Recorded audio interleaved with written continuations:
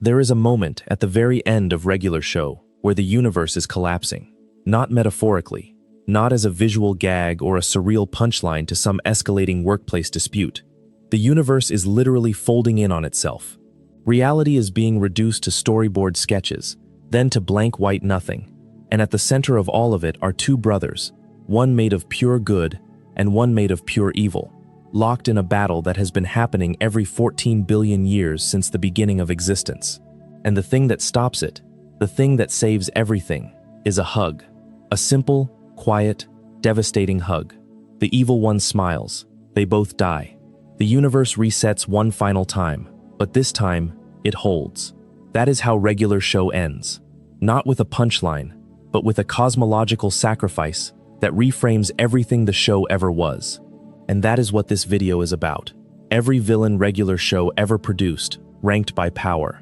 Not by how scary they are, not by how memorable their episodes turned out to be, but by the actual, measurable, sometimes incomprehensible scale of what they could do. Because this show, this silly little cartoon about two slackers who work at a park and cannot stop turning mundane situations into apocalyptic crises, produced villains that range from frat-boy unicorns crashing on your couch to literal gods capable of erasing the fabric of reality. The distance between the bottom of this list and the top is not a spectrum. It is a cliff. And the climb from one end to the other tells you something profound about what regular show actually was, beneath all the jokes and the chaos and the baby ducks forming into a giant fist. Welcome to Velvo. Get comfortable, settle in, turn the lights down low. This one is going to take a while, because there are a lot of villains to get through, and every single one of them earned their place in this show. And if you have not subscribed yet, it really does help us keep making these long-form essays.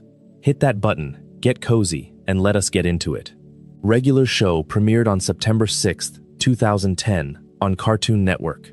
It was created by J.G. Quintel, who developed the show from student films he made at the California Institute of the Arts, specifically a short called 2 in the AM/PM from 2006 and The Naive Man from Lollyland from 2005. Those student films contained the seeds of Mordecai, Rigby, Pops, and Benson, characters who would go on to anchor 8 seasons and 244 episodes of one of the strangest, most emotionally ambitious animated series Cartoon Network ever produced. The show ran until January 16, 2017, ending with the finale, a regular epic final battle. And in those 6.5 years, it built a villain roster that is genuinely unlike anything else in animation, because regular show villains do not follow a formula. They are not recurring nemeses who show up every week with a new scheme. Most of them appear once, sometimes twice, born from the specific chaos of whatever ridiculous situation Mordecai and Rigby have stumbled into this time. A magic keyboard summons a monster. An arcade game comes to life. A song gets stuck in your head and literally becomes a physical entity. The villains are consequences. They are the universe punishing two 23-year-old groundskeepers for refusing to just do their jobs. And as the show matured, those consequences grew in scale, until the show was dealing with threats that could unmake existence itself. So let us start at the bottom. The villains who are dangerous, yes, but whose power is measured in bruises and property damage, rather than in the unraveling of space-time.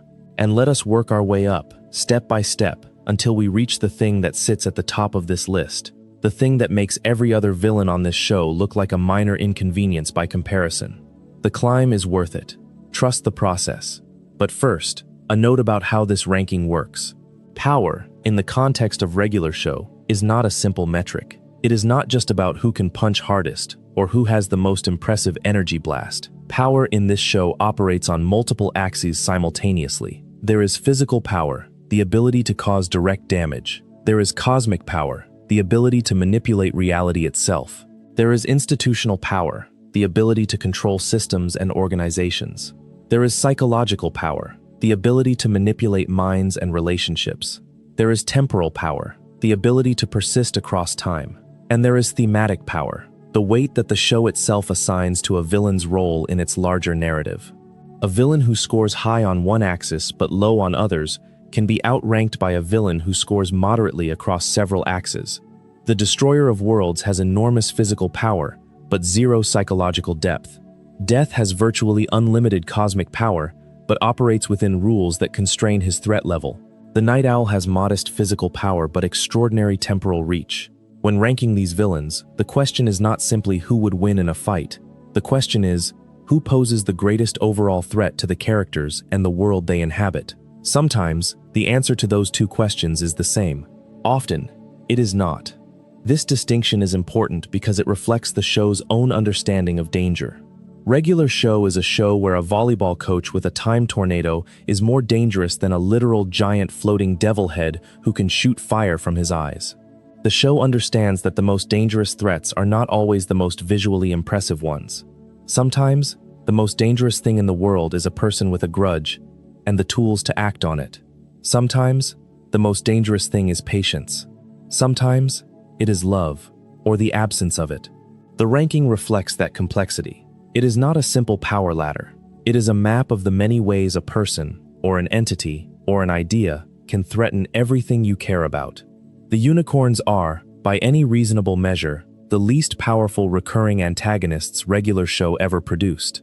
And that is precisely what makes them such a perfect starting point, because they tell you everything about what kind of show this is. They first appear in The Unicorns Have Got to Go, the 8th episode of Season 1, which aired on October 25, 2010. The setup is pure Regular Show absurdity. Mordecai buys a special cologne to impress Margaret, the coffee shop waitress he cannot stop pining after. But instead of attracting Margaret, the cologne attracts a group of partying unicorns. Not majestic, mythological unicorns. These are Frat-Boy unicorns, bros. They show up, they trash the place, they call everyone bro, and they refuse to leave. One of them is designed to look like Billy Idol. Another resembles the comedian Gallagher. A third looks like Alex DeLarge from A Clockwork Orange. They are voiced by J.G. Quintel, Mark Hamill, Sam Marin, and S. Scott Bullock. And they are everything you would hate about having uninvited house guests, turned up to a surreal 11.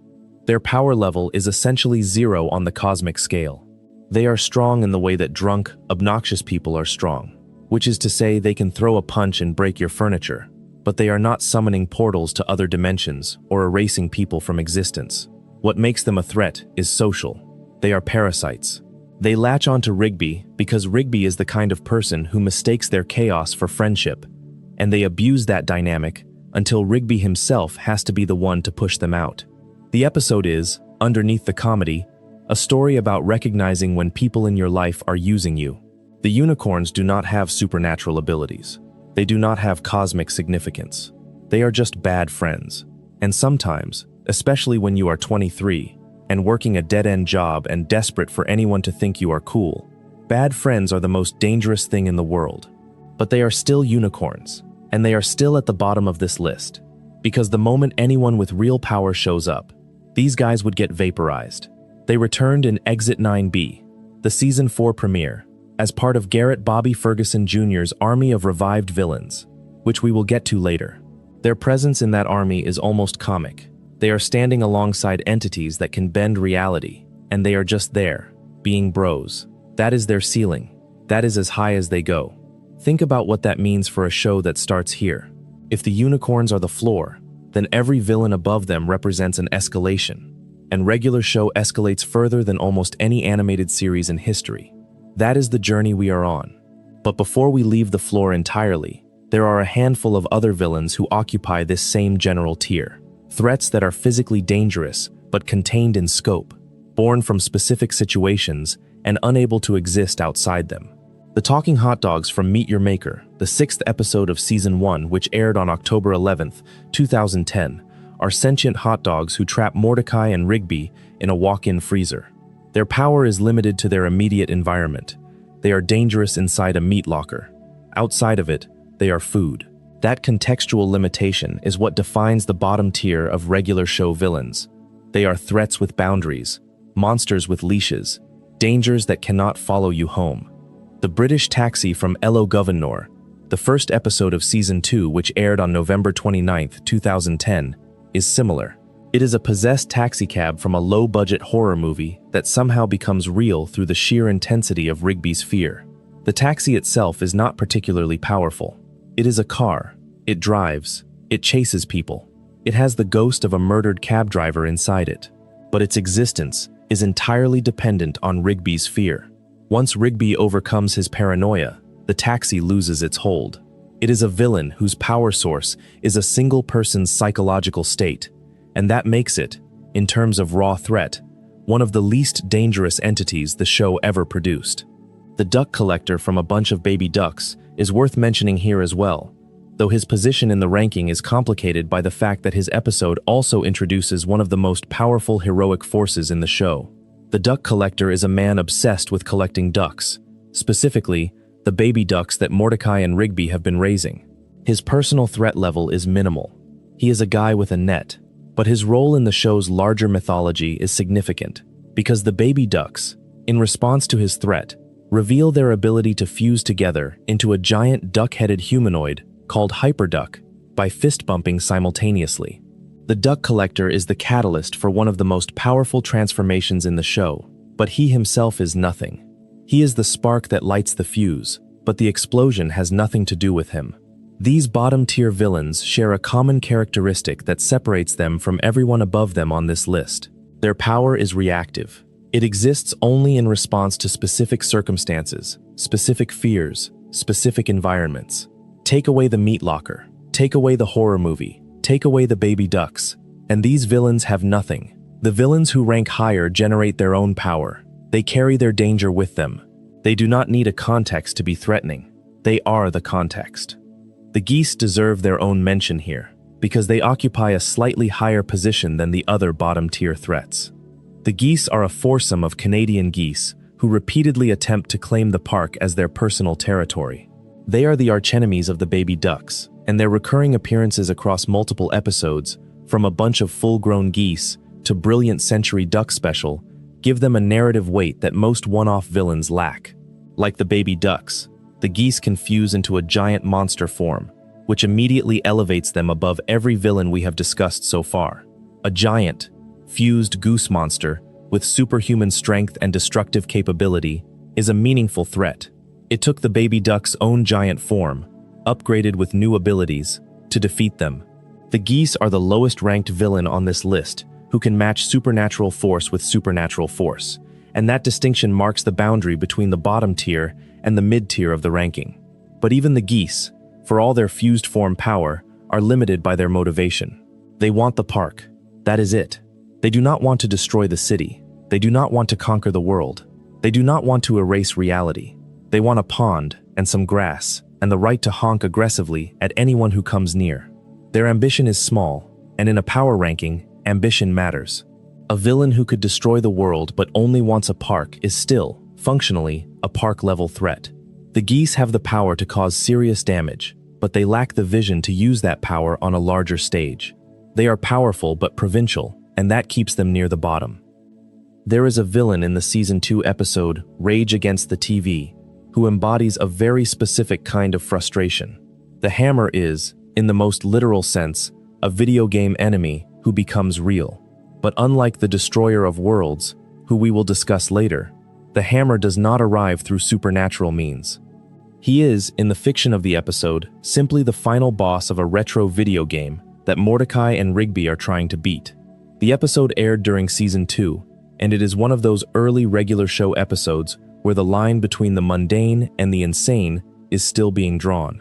Mordecai and Rigby are just trying to beat a video game. That is it. But their inability to do so, their obsessive need to conquer this one stupid challenge, transforms a pixelated antagonist into something that spills out of the screen and into their world. The hammer, voiced by Sam Marin, is physically imposing in the way that old-school arcade villains were designed to be. He hits hard, he is tough, but his power begins and ends with brute force. He does not manipulate reality. He does not have cosmic ambitions. He is a problem you can solve by getting better at the game, by learning the pattern, by finally executing the right combination of moves at the right time. In the taxonomy of regular show villains, the hammer represents the lowest tier of supernatural threat, a mundane frustration that takes on physical form. He is dangerous if you are standing in front of him. He is nothing if you are standing anywhere else. What makes the hammer significant is not his power, but his position in the show's recurring thesis. Regular show villains are almost always born from the gap between what the characters want and what they are willing to do to get it. Mordecai and Rigby want to beat the game. They are not willing to just practice and get good at it, so the game punishes them. The hammer is not a villain with an agenda. He is a consequence with a fist, and in regular show, consequences always hit harder than you expect. The hammer is also worth examining because he represents the earliest version of a pattern that the show would repeat and refine throughout its run, the villain who exists because of technology. The arcade machine that houses the hammer is a simple piece of technology, a box with a screen and some buttons, but in regular show's universe, technology is never simple. It is always a container for something else, something alive, something dangerous, something that should have stayed on the other side of the screen. The magic keyboard in the pilot episode was the first example. The Destroyer of Worlds arcade cabinet was the second. The hammer is part of this lineage, a line that runs all the way through the series to internet and streaming, and, ultimately, to the final battle itself, where the animation style of the show becomes a battlefield. Regular show treats technology not as a tool, but as a portal. Every screen is a window. Every device is a doorway. And on the other side of that doorway, there is almost always something waiting. This relationship between the show and technology is one of its defining characteristics. J.G. Quintel grew up in the era of arcade games, VHS tapes, and early internet culture. The show is saturated with references to these technologies, and it treats them with a mixture of nostalgia and anxiety. The old technologies, the arcade cabinets and the VHS players, are dangerous in a contained way. They produce villains who are powerful but limited, threats you can defeat by unplugging the machine or breaking the screen. The newer technologies, the internet, the streaming services, the digital networks that connect everything to everything, produce villains who are diffuse and ubiquitous, and nearly impossible to contain. The escalation of villain power across the series mirrors the escalation of technological complexity in the real world. As the technology gets more powerful, the villains get more powerful. As the connections get wider, the threats get wider. The hammer can be beaten by mastering a video game controller. Internet can be defeated by destroying a tower. Anti-pops can only be defeated by love. The solutions shrink as the threats grow, because the show understands that the biggest problems cannot be solved by technology at all. They can only be solved by the things technology cannot provide. Moving up the scale, there is a villain who operates on a completely different axis of power. Not physical strength, not cosmic energy, but social manipulation and institutional authority. Susan appears in Benson Be Gone, the 11th episode of Season 2, which aired on February 28, 2011. And Susan is terrifying in a way that has nothing to do with fireballs or reality warping. She is terrifying because she represents what happens when someone with no empathy is given complete control over other people's lives. The setup is this. Mordecai and Rigby do something stupid, as they always do. They drive through Mr. Maillard's office wall. Maillard holds Benson responsible, demotes him from park manager to park worker, and replaces him with Susan, a new manager who seems competent and professional. At first, the episode plays this as a comedy of role reversal. Benson, now freed from the burden of management, learns to enjoy slacking off with Mordecai and Rigby.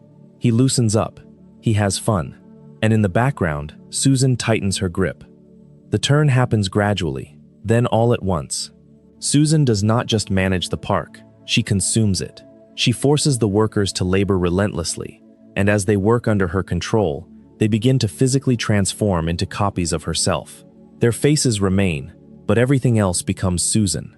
She is not just a bad boss. She is an assimilator, a corporate parasite that absorbs individuality and replaces it with compliance. And when Benson tries to resist, when he tries to reclaim his position, Susan reveals her true form. She goes into the ground, opens up a fiery pit, and rises as a giant. A literal, building-sized monster in heels, trying to crush everyone beneath her. That image, a towering corporate authority figure trying to physically flatten the people beneath her, is one of the most pointed pieces of social commentary regular show ever produced. The show does not comment on it. It does not add a speech about workplace dynamics or power imbalances. It just shows you Susan, enormous and furious, picking up Mr. Maillard and trying to crush him in her fist because he criticized her work. The metaphor does the work. Her defeat is specific and satisfying. Benson charges at her in Maillard's limousine, but it is his friend Leon who finishes the job, pushing Benson out of the driver's seat and crashing the limo into both of Susan's heels. Without the heels, she loses her balance and falls backward into the fiery pit she emerged from. She literally cannot stand without her artificial elevation. Take away the title, the authority, the systems that prop her up, and Susan collapses under her own weight. That is not subtle, but it is not trying to be subtle. It is trying to be true. In terms of raw power, Susan ranks above the unicorns and the hammer because she demonstrated genuine supernatural ability. She can transform other people. She can grow to enormous size. She opened a portal to what appears to be some kind of underworld, but her power is contextual. It requires an institutional framework to activate. Put Susan in a field with no one to manage, and she is nothing. Put her in charge of a park full of vulnerable workers, and she is a nightmare. That distinction matters when we are ranking power. Susan is powerful, but only within a specific domain. The villains above her on this list do not need a context to be dangerous. They carry their danger with them. Susan's episode also tells you something crucial about Benson as a character, something that informs how we understand every villain who threatens the park from this point forward. Benson is not just the boss. He is the shield. He is the person standing between the park's employees and every Susan-shaped threat that the world produces.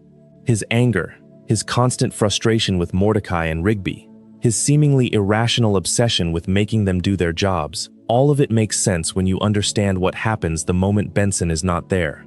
The moment Benson is removed, Susan walks in and starts consuming people. Benson's strictness is not cruelty. It is protection. He is the dam holding back the Susans of the world. And every time Mordecai and Rigby undermine him, every time they make him look incompetent in front of Maillard, they are weakening the one barrier that keeps something worse from taking his place. The show never states this explicitly. It does not need to. It shows you Susan. It shows you what happens without Benson. And it trusts you to understand. That restraint, that willingness to let the audience do the analytical work, is one of the things that separates regular show from most animated comedies. The show does not explain its themes. It embodies them. And Susan, in her terrifying, building-sized, heel-wearing glory, embodies the theme of institutional power more viscerally than any speech or lecture ever could. There is another villain in this general tier who deserves attention, not because of what he can do physically, but because of what his episode reveals about the show's understanding of horror. The Stagman appears in the Season 3 episode, Camping Can Be Cool, and he is the guardian of the forest. He does not like trespassers. Camping activities disturb Mother Nature, and the Stagman exists to enforce that boundary.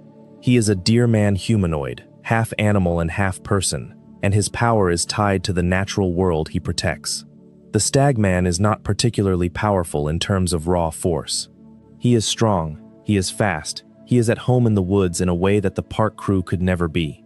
But his significance in the power ranking comes from what he represents, rather than what he can do. He is a territorial villain, a guardian whose power scales with his domain. Inside the forest, he is formidable. Outside of it, he is displaced. This pattern, of villains whose power is tied to a specific place or context, is one of the most consistent themes in regular show's villain design. Susan is powerful in an office. The Stagman is powerful in a forest. The Hammer is powerful inside a video game. The show understands that power is not just about capability. It is about context. And the villains who rank highest on this list are the ones whose power operates in every context simultaneously. There is a version of annoyance that regular show explores better than almost any other show, and it lives in the Season 2 episode, This Is My Jam. The Summertime song is the main antagonist of this episode, and it is, quite literally, an earworm made flesh. Mordecai and Rigby have a song stuck in their heads, Summertime Loving, Loving in the Summer, Time, by a band called Solid Bold. It was their favorite song in high school. They played it constantly. And now, years later, Rigby cannot stop humming it. The song gets stuck in his head so deeply, so persistently, that it manifests as a physical entity, a gelatinous, musical blob that plays the song on an endless loop and terrorizes the park. Think about what that actually means. The show took the universal human experience of having a song stuck in your head and asked the question, what if that was literally dangerous? What if the repetition, the inability to stop the loop, the way a catchy melody can colonize your brain and refuse to leave, was not just irritating but genuinely threatening. The summertime song is not powerful in the traditional sense. It does not punch through walls or summon armies. It overwhelms through repetition. It plays and plays and plays until you cannot think about anything else. Its power is the power of persistence, of refusing to stop, of filling every available space until there is no room left for anything else. There is a specific type of horror in this. The horror of the thing that will not leave you alone. The horror of the intrusive thought that loops and loops until your own mind feels like enemy territory. The summertime song is not a monster you can run from. It is a monster that lives inside your head. It does not chase you. It waits. It sits in your brain and plays its melody over and over. And every time you think you have forgotten it, it starts again. The show understands that some threats are not about size or strength. Some threats are about the inability to escape. The summertime song is small, it is weak, and it is absolutely inescapable, which makes it, in its own specific way, one of the most psychologically accurate depictions of a real phenomenon that regular show ever produced. The song itself, Summertime Loving, Loving in the Summer, Time, by Solid Bold, is deliberately, aggressively catchy. The show needed to create a song so annoyingly memorable that the audience would understand why it drove Rigby to the brink, and they succeeded. The melody is simple, repetitive, and designed to stick. It is a weapon disguised as a pop song, and the fact that regular show's writers were able to create a song catchy enough to serve the plot while also being intentionally obnoxious is a small miracle of musical comedy writing. The defeat of the summertime song requires the park crew to fight music with music. They form a band and play their own song to overpower it. The message is not subtle. The only way to get a song out of your head is to replace it with something else. But the execution is pure regular show, escalating from a mundane premise to a full-scale battle of the bands between a group of park employees and a sentient musical parasite. In the power ranking, the summertime song sits in a peculiar place. Its offensive capabilities are limited. It cannot destroy buildings or erase people from existence, but its defensive capabilities are remarkable. It is, in a very real sense, unkillable through conventional means. You cannot punch an earworm. You cannot shoot a melody.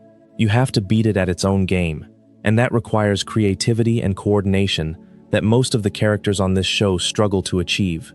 It was revived in Exit 9B as part of the army of villains, which tells you that even the show itself considers the summertime song a legitimate threat worth bringing back.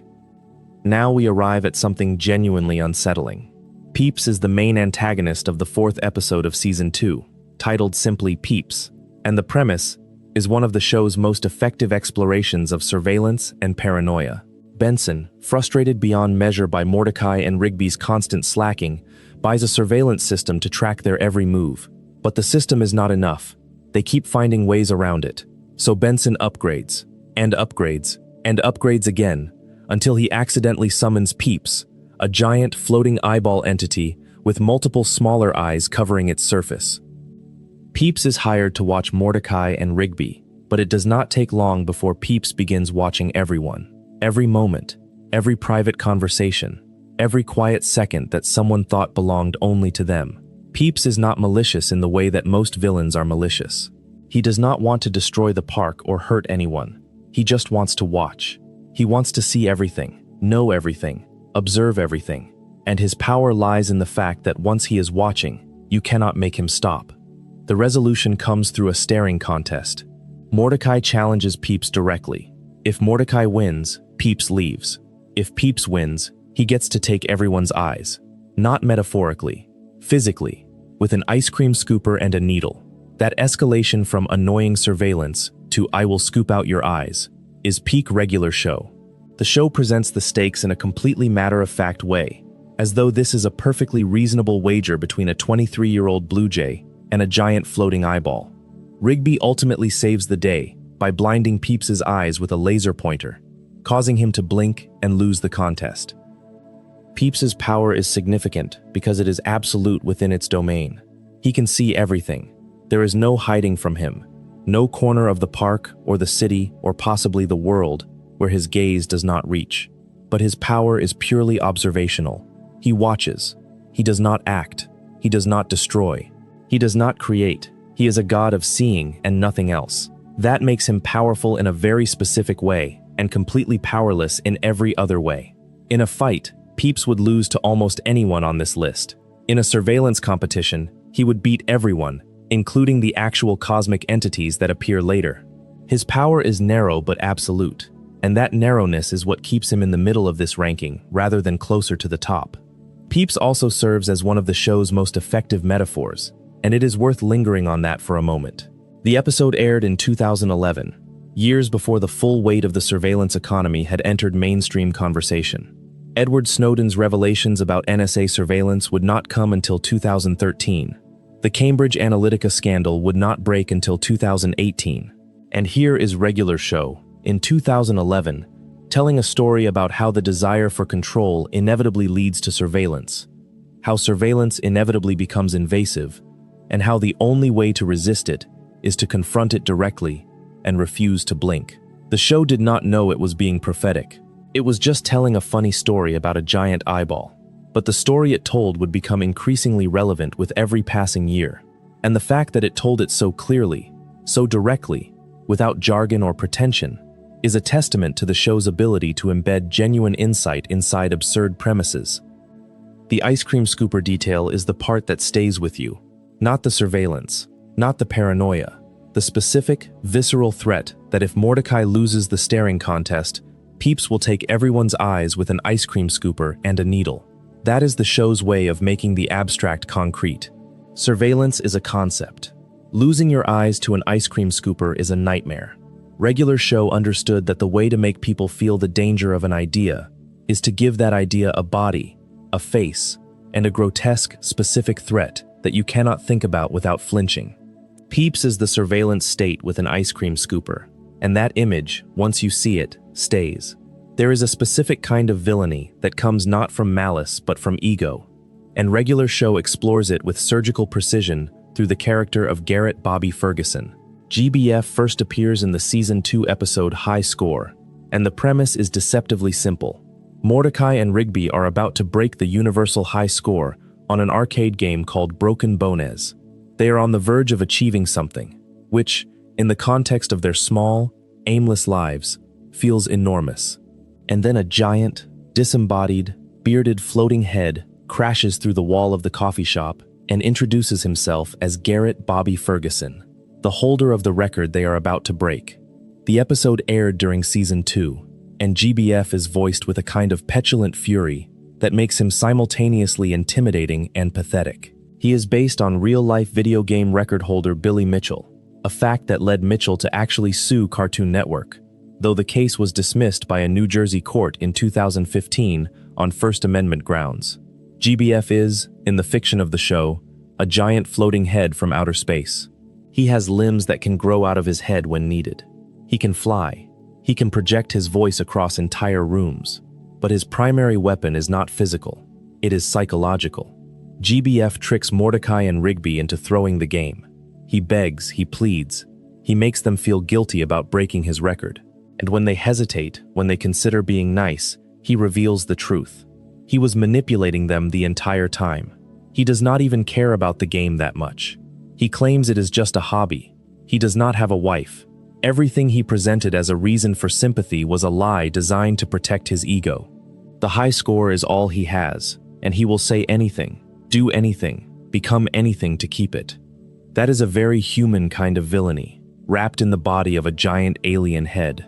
GBF is not dangerous because of his cosmic origins or his ability to float through walls. He is dangerous because he understands exactly how to exploit the kindness of people who are already insecure about their own worth. Mordecai and Rigby are two guys who feel like they have never accomplished anything.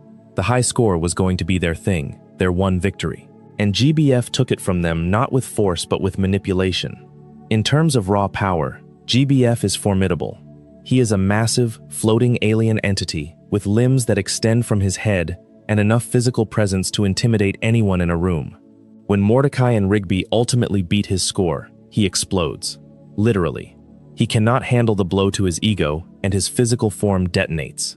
That tells you something about the relationship between his power and his identity. GBF's strength is inseparable from his sense of superiority. Take away the record, take away the thing that makes him special, and he literally cannot hold himself together. He would return, of course. His son would see to that. But that comes later in the ranking. It is worth pausing here to note something about the real-world context of Garrett Bobby Ferguson. The character is based on Billy Mitchell, a real video game player who held the world record for Donkey Kong and became a minor celebrity in the gaming world. Mitchell's public persona, the swagger, the self-mythologizing, the insistence on his own greatness, maps almost perfectly onto GBF's behavior in the episode. The parody was clear enough that Mitchell actually filed suit against Cartoon Network, claiming defamation. The case was dismissed. A court ruled that a giant, exploding floating head from outer space was sufficiently different from a real person that no reasonable viewer would confuse the two. But the lawsuit itself tells you something about GBF as a character. He is a villain who is so accurately drawn from real human behavior that the real human recognized himself and felt attacked. That is rare in animation. Most animated villains are exaggerations so extreme that they bear no resemblance to actual people. GBF is an exaggeration that bears enough resemblance to an actual person to provoke a legal response. The show looked at the very real phenomenon of people who build their entire identity around a single achievement and then guard that achievement with increasingly desperate, increasingly dishonest tactics. And it said, that is a villain. Not a misguided person, not a sympathetic anti-hero, a villain. Someone whose ego has become so invested in a single metric that they will manipulate, lie, and cheat to protect it. That reading of villainy, ego as antagonism, self-worth as weapon, is uniquely regular show.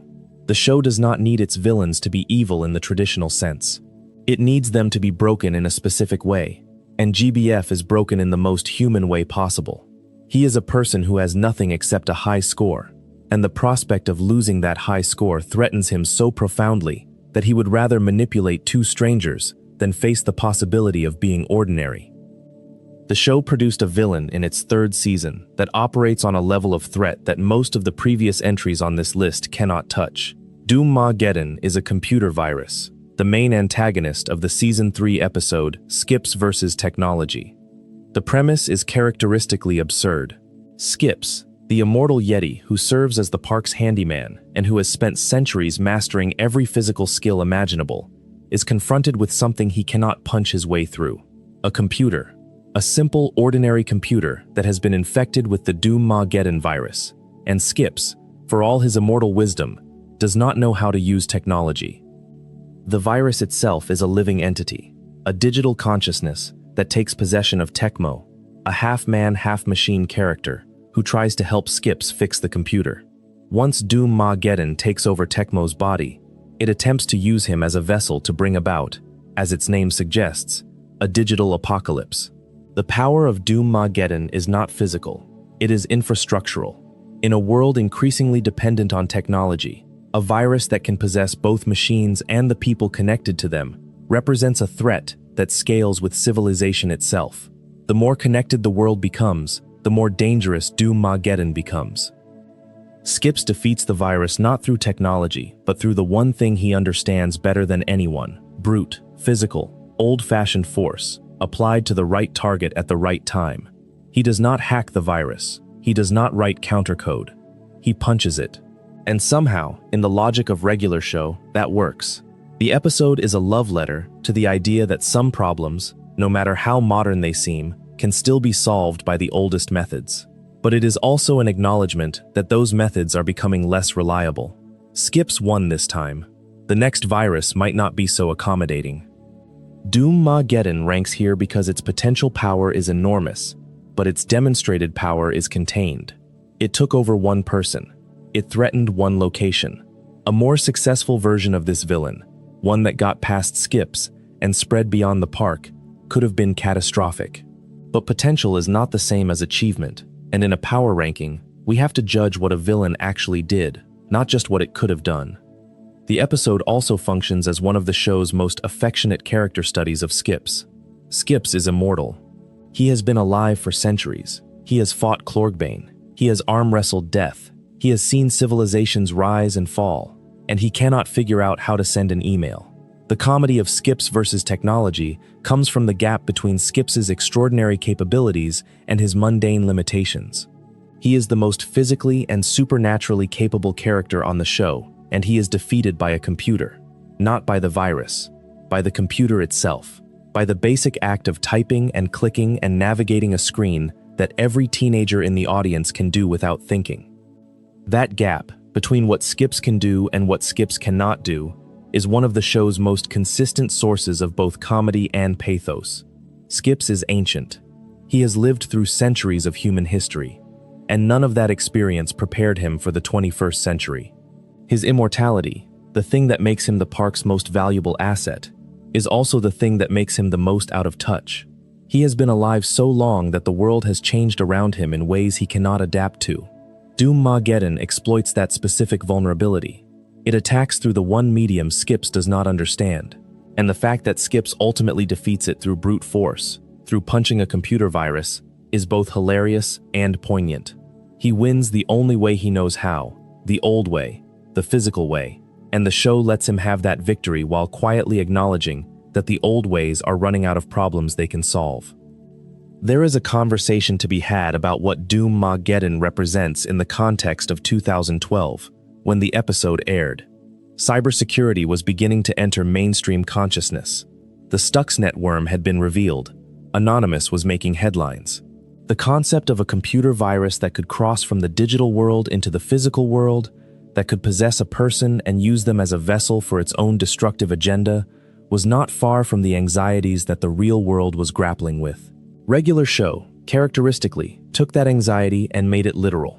The show did not write an episode about cybersecurity concerns. It wrote an episode about a virus that literally possesses a person and tries to destroy the world. The metaphor is the plot, and the solution, an immortal Yeti punching a computer, is the show's way of saying that sometimes the old defenses still work, even in a world that has moved past them. The Capicola Gang represents a completely different flavor of threat. These are not cosmic entities or digital parasites or manifestations of abstract concepts.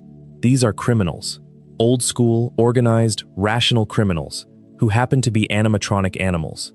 They are a group of living animatronic anthropomorphic characters who once stole a stash of uncut diamonds from big city jewelers. Their leader is a bear, a member named Louie is also a bear, and one of them is a duck. They are the band that played at the Fun Fun Zone, and their criminal operation ran behind the scenes of a children's entertainment venue. Their power is not supernatural, it is organizational. They plan, they coordinate, they execute heists. They have weapons and vehicles and the kind of cold, calculating intelligence that most regular show villains lack entirely. In a show full of monsters who act on impulse, or cosmic entities who operate on timescales too vast for planning, the Capicola Gang is refreshingly mundane. They are dangerous because they are competent, not because they are magical. In the power ranking, competence without magic puts you in the middle. The Capicola Gang could not survive a fight with the Destroyer of Worlds or Klorgbane or Antipops. They would be vaporized in seconds, but they could absolutely outthink and outmaneuver most of the lower-ranked villains on this list. They are the kind of threat that requires a different response. You do not fight the Capicola Gang with supernatural powers. You fight them with cleverness, with courage, and with the kind of friendship-forged teamwork that Mordecai and Rigby accidentally stumble into whenever the stakes get high enough. The gang is a reminder that not every villain needs to threaten the universe to be genuinely dangerous. Sometimes, a bear with a gun and a plan is enough. The Capicola Gang also represents a genre that regular show rarely explores but executes beautifully when it does: the crime story. Most of the show's villains are supernatural in nature. They are monsters, cosmic entities, magical constructs, technological manifestations. The Capicola Gang is none of those things. They are criminals. Their threat is not existential but practical. They have stolen goods, they have weapons, they have a hideout in a children's entertainment venue. They are dangerous in the way that a real person can be dangerous, and that grounding, that connection to real-world criminal archetypes, gives them a texture that the supernatural villains lack. The show draws the Capicola Gang with obvious affection for classic crime cinema. The animatronic animal designs evoke a specific era of family entertainment. The pizza parlor animatronic band that was a staple of 1980s and 1990s childhood. But underneath the nostalgic exterior, these are hard-edged criminals who robbed a jeweler and hid the evidence behind a children's show. The juxtaposition is pure regular show. Take something innocent and reveal the darkness underneath.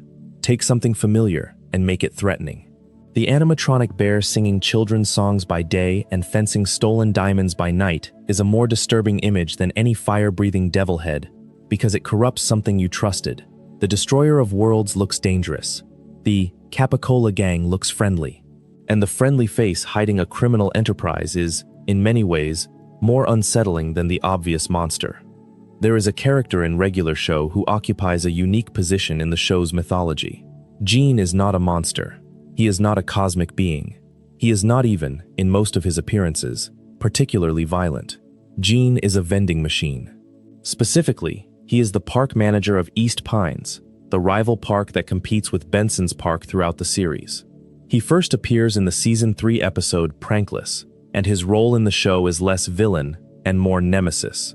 He is Benson's counterpart, his dark mirror, the version of Benson who is worse at his job but better at politics.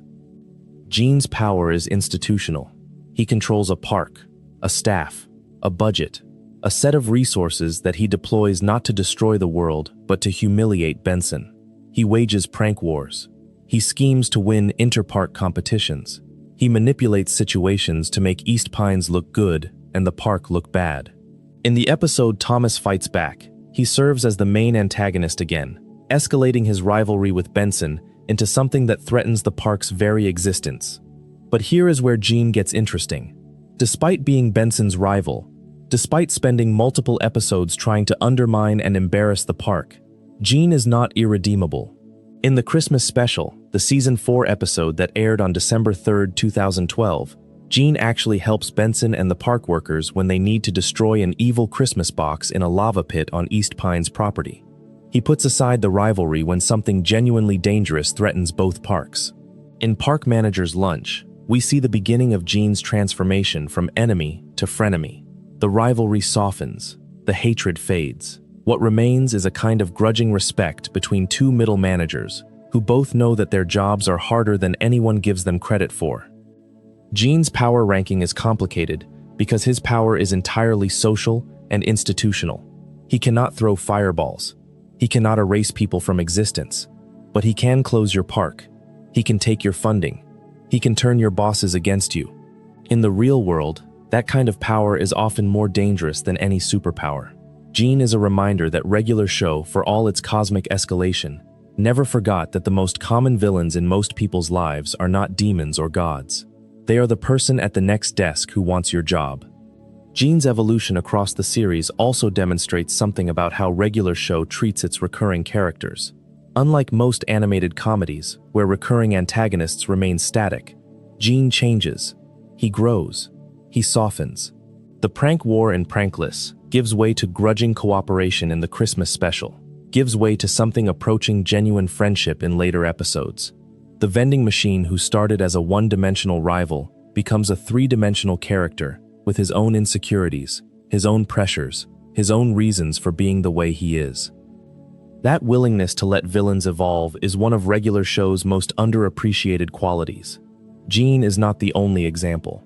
Death starts as an antagonist and becomes something closer to a complicated ally, a being who is terrifying in some episodes and sympathetic in others. Even Antipops, the embodiment of pure evil, shows complexity in his final moments, smiling at his brother's embrace, accepting the hug that will end both of them. The show understands that villainy is not a permanent state. It is a relationship, a dynamic between people or forces, and relationships change. Sometimes the enemy becomes the friend. Sometimes the friend becomes the enemy.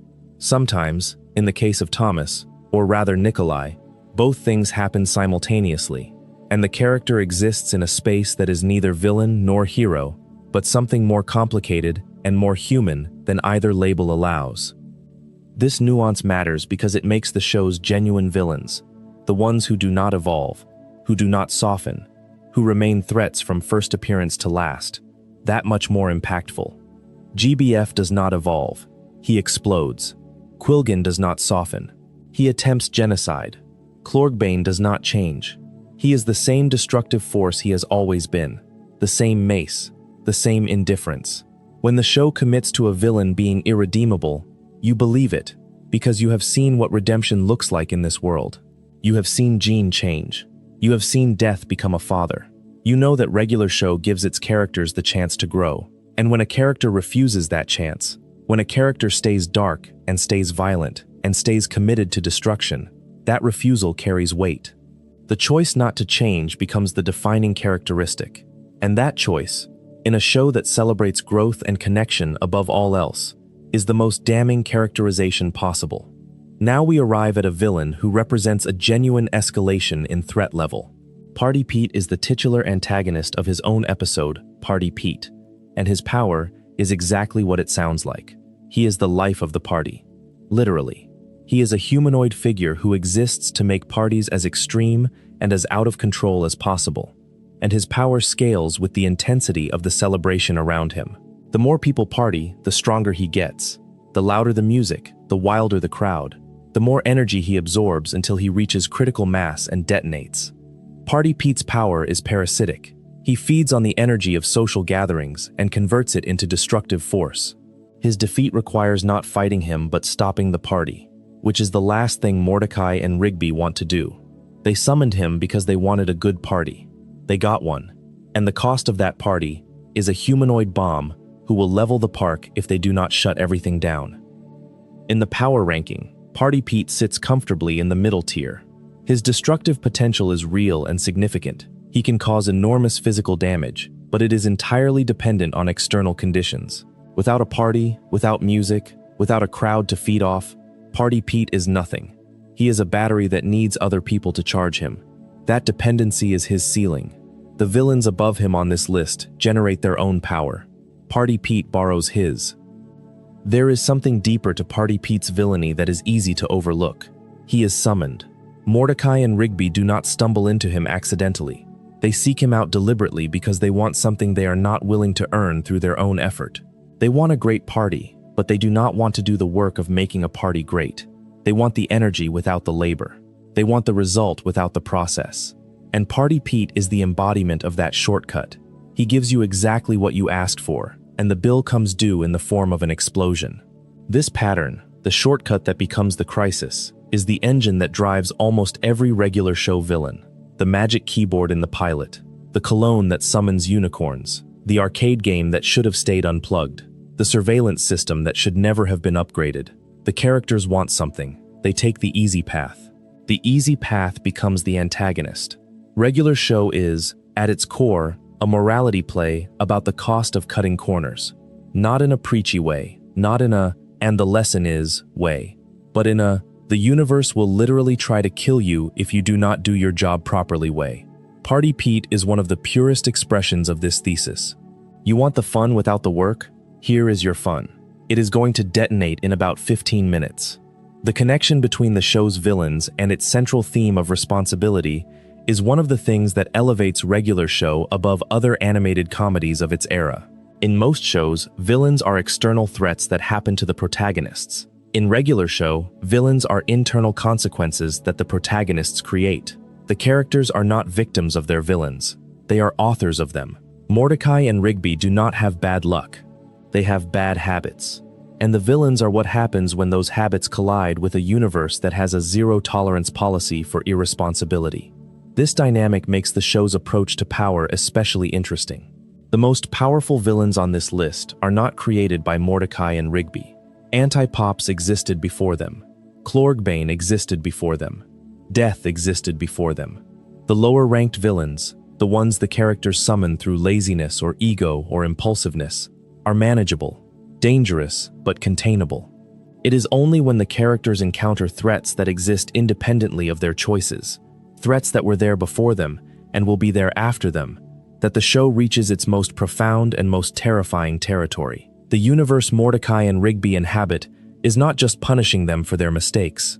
The universe contains things that are dangerous regardless of what anyone does, and learning to face those things, the old evils, the eternal cycles, the cosmic forces that do not care about you at all, is what the show is ultimately about. There is a villain in regular show who asks a question that the show has been circling since its very first episode. What happens when a game stops being a game? The Destroyer of Worlds is the main antagonist of Just Set Up the Chairs, the second episode of Season 1, which aired on September 14, 2010. This is, chronologically, one of the very first threats Mordecai and Rigby ever faced, and its origin story is pure regular show chaos. There is an arcade cabinet in the park, covered with a cloth, with a sign declaring that the game is out of order. Skips has left a note that reads, in capital letters, "In the name of all that is holy, don't connect the red wire to the blue wire." Mordecai and Rigby, being Mordecai and Rigby, connect the red wire to the blue wire. What emerges is the Destroyer of Worlds, a giant, floating devil head with yellow eyes, a dark brown mustache and goatee, and the ability to shoot fire from its eyes. It is a video game villain made real, pulled from the screen into the physical world through a combination of forbidden wiring and the show's fundamental premise that mundane objects, when mishandled by Mordecai and Rigby, become supernatural catastrophes. The Destroyer of Worlds is significant for several reasons. First, it is the show's first real monster.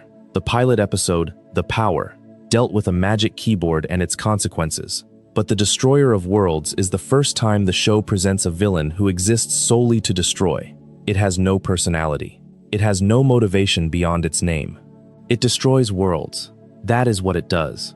Second, its power level represents a meaningful jump from anything the show had previously suggested. Shooting fire from your eyes and floating invulnerably through the air is a fundamentally different category of threat than anything a normal person could handle. Rigby defeats the Destroyer of Worlds by piloting the Lemon Chef, a vehicle that appears in the episode, with assistance from Skips and Mordecai.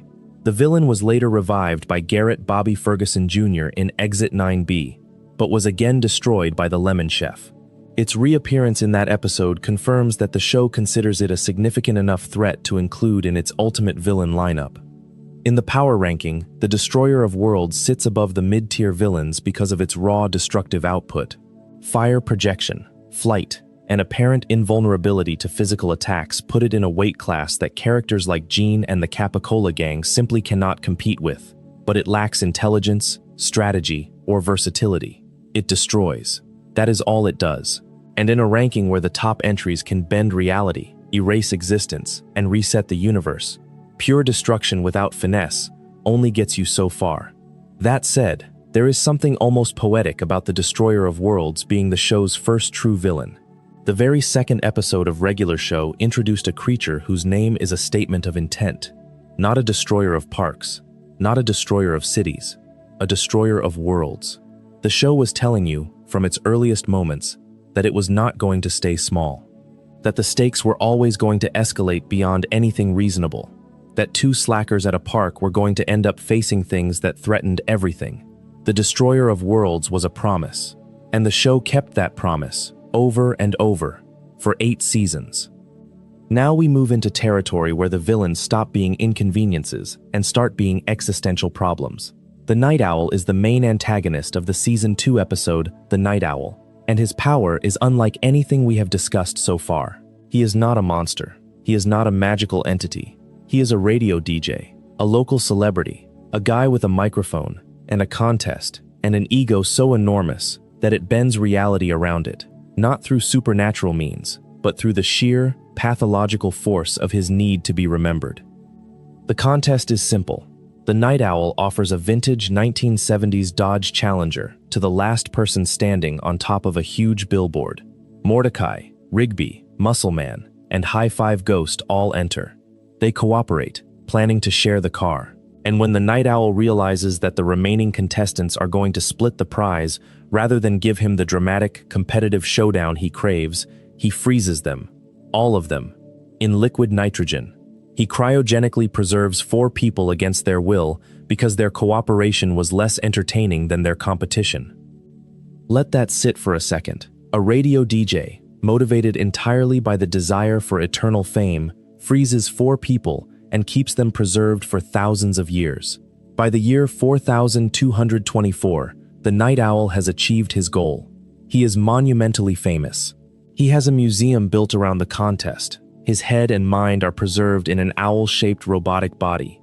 He has outlived everyone he ever knew, everyone who ever listened to his radio show, and he is still there, still clinging to his fame, still guarding his precious contestants like artifacts in a collection. The Night Owl's power is not supernatural in origin. It is technological and institutional. He has the resources to cryogenically freeze people. He has the institutional weight to build a museum. He has, in the future timeline, a robotic body that gives him physical capability far beyond his original form. But the real source of his power is his obsession. The Night Owl is what happens when a person's need for validation becomes so total, so consuming, that it warps everything around them. He did not freeze those people because he hated them. He froze them because they were more useful to his legacy as exhibits than as people. Mordecai and the gang eventually escape, steal the car, use a time machine exhibit in the Night Owl's own museum to travel back to the first day of the contest and prevent the whole thing from ever happening. They run the Night Owl over in the process, which causes his head to fall out of his robot suit. It is a fitting end for a villain whose entire identity was built on a foundation of stolen time. In the power ranking, the Night Owl sits above the Destroyer of Worlds for one critical reason: longevity. The Destroyer of Worlds is powerful in the moment, but was defeated twice by the same method. The Night Owl endured for over 2,000 years. He built an empire around his villainy. He turned his crime into a legacy. The Destroyer of Worlds cannot do that. It cannot plan, it cannot build, it cannot persist. It can only burn. The Night Owl burns too, but he burns slowly, and he burns for millennia. The Night Owl episode also deserves attention for one of the most quietly disturbing details in the entire series. When the characters are unfrozen in the year 4224, they do not just encounter the Night Owl's museum. They encounter a world where everything they knew is gone. Everyone they loved has been dead for over 2,000 years. The park, the city, the entire civilization they inhabited, all of it has been replaced by whatever came after.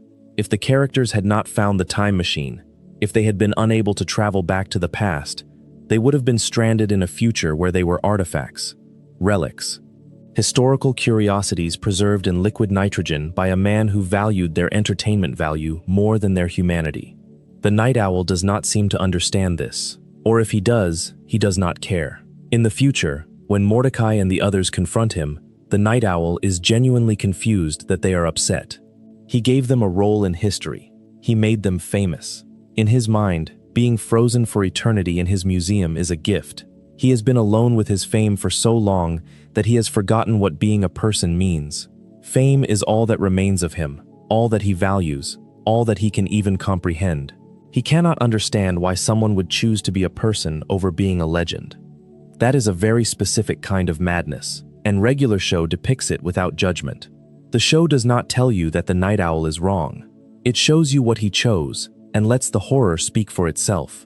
2,000 years of fame, alone, preserved in a robot body, guarding 4 frozen people in a glass case. That is what the Night Owl wanted. That is what he achieved. And the achievement is indistinguishable from a punishment. There is something else worth noting about the Night Owl's future. The time machine that the characters use to escape is in the Night Owl's own museum.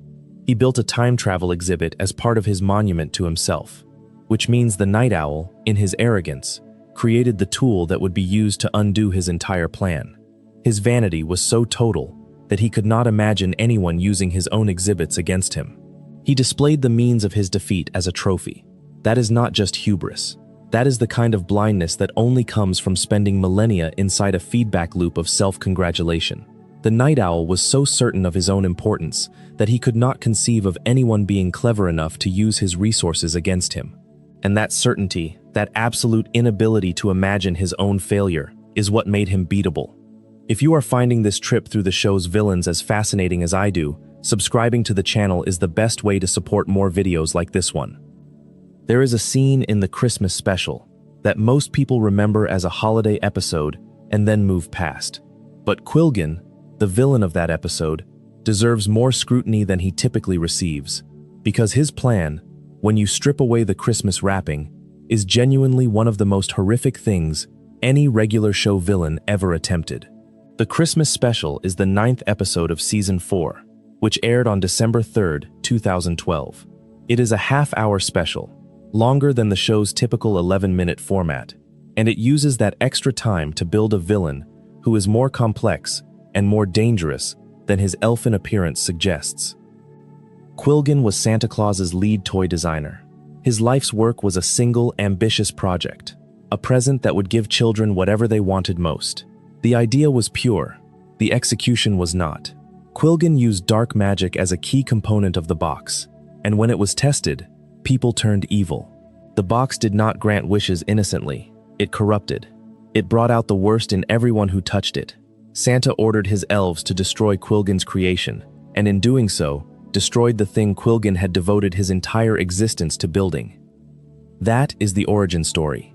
A creator whose creation was deemed too dangerous, whose life's work was destroyed by the institution he served, who came back for revenge, not because he was evil from the start, but because he was broken by the loss.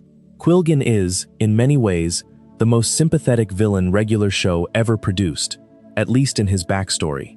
His fall is tragic, a brilliant inventor, pushed to dark magic out of ambition, punished for the consequences of his own genius, and driven to vengeance by the destruction of everything he cared about. But sympathy for his origin does not excuse his plan. This needs to be stated plainly. Quillgin's revenge is not to embarrass Santa. It is not to ruin one Christmas. His plan involves using the box to detonate bombs planted on every piece of Christmas celebration across the world, on decorations and on the people celebrating alike. The intended outcome of his plan is mass death on a planetary scale. This is a regular show villain, in a Christmas episode, attempting global annihilation. The show wraps this in holiday aesthetics and animated comedy, but underneath the wrapping, Quillgin is attempting mass murder on a scale that dwarfs every other villain we have discussed so far. He is voiced by Thomas Hayden Church, who brings a measured, almost reasonable quality to the character that makes him even more unsettling. Quillgin does not rant. He does not cackle. He explains his plan like it is perfectly logical, like the destruction of countless lives is simply the natural consequence of what was done to him, and therefore justified. That calm is more frightening than any amount of scenery-chewing villainy. The park crew, with Gene's help, manages to destroy both Quillgin and his box in the lava pit at East Pines. Mordecai tackles Quillgin into the pit. Rigby leaps in to save his friend, and Quillgin falls into the lava reaching for his creation. The villain and his invention are consumed together, which has a certain thematic completeness to it. The thing he built and the person he became because of it are both annihilated simultaneously.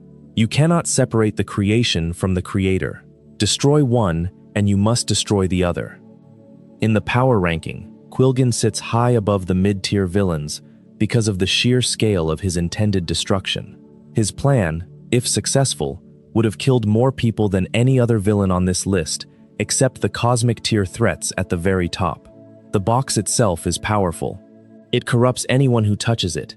It is indestructible through normal means, and it can be weaponized to trigger explosions across an entire planet. Quillgin's personal combat abilities are limited.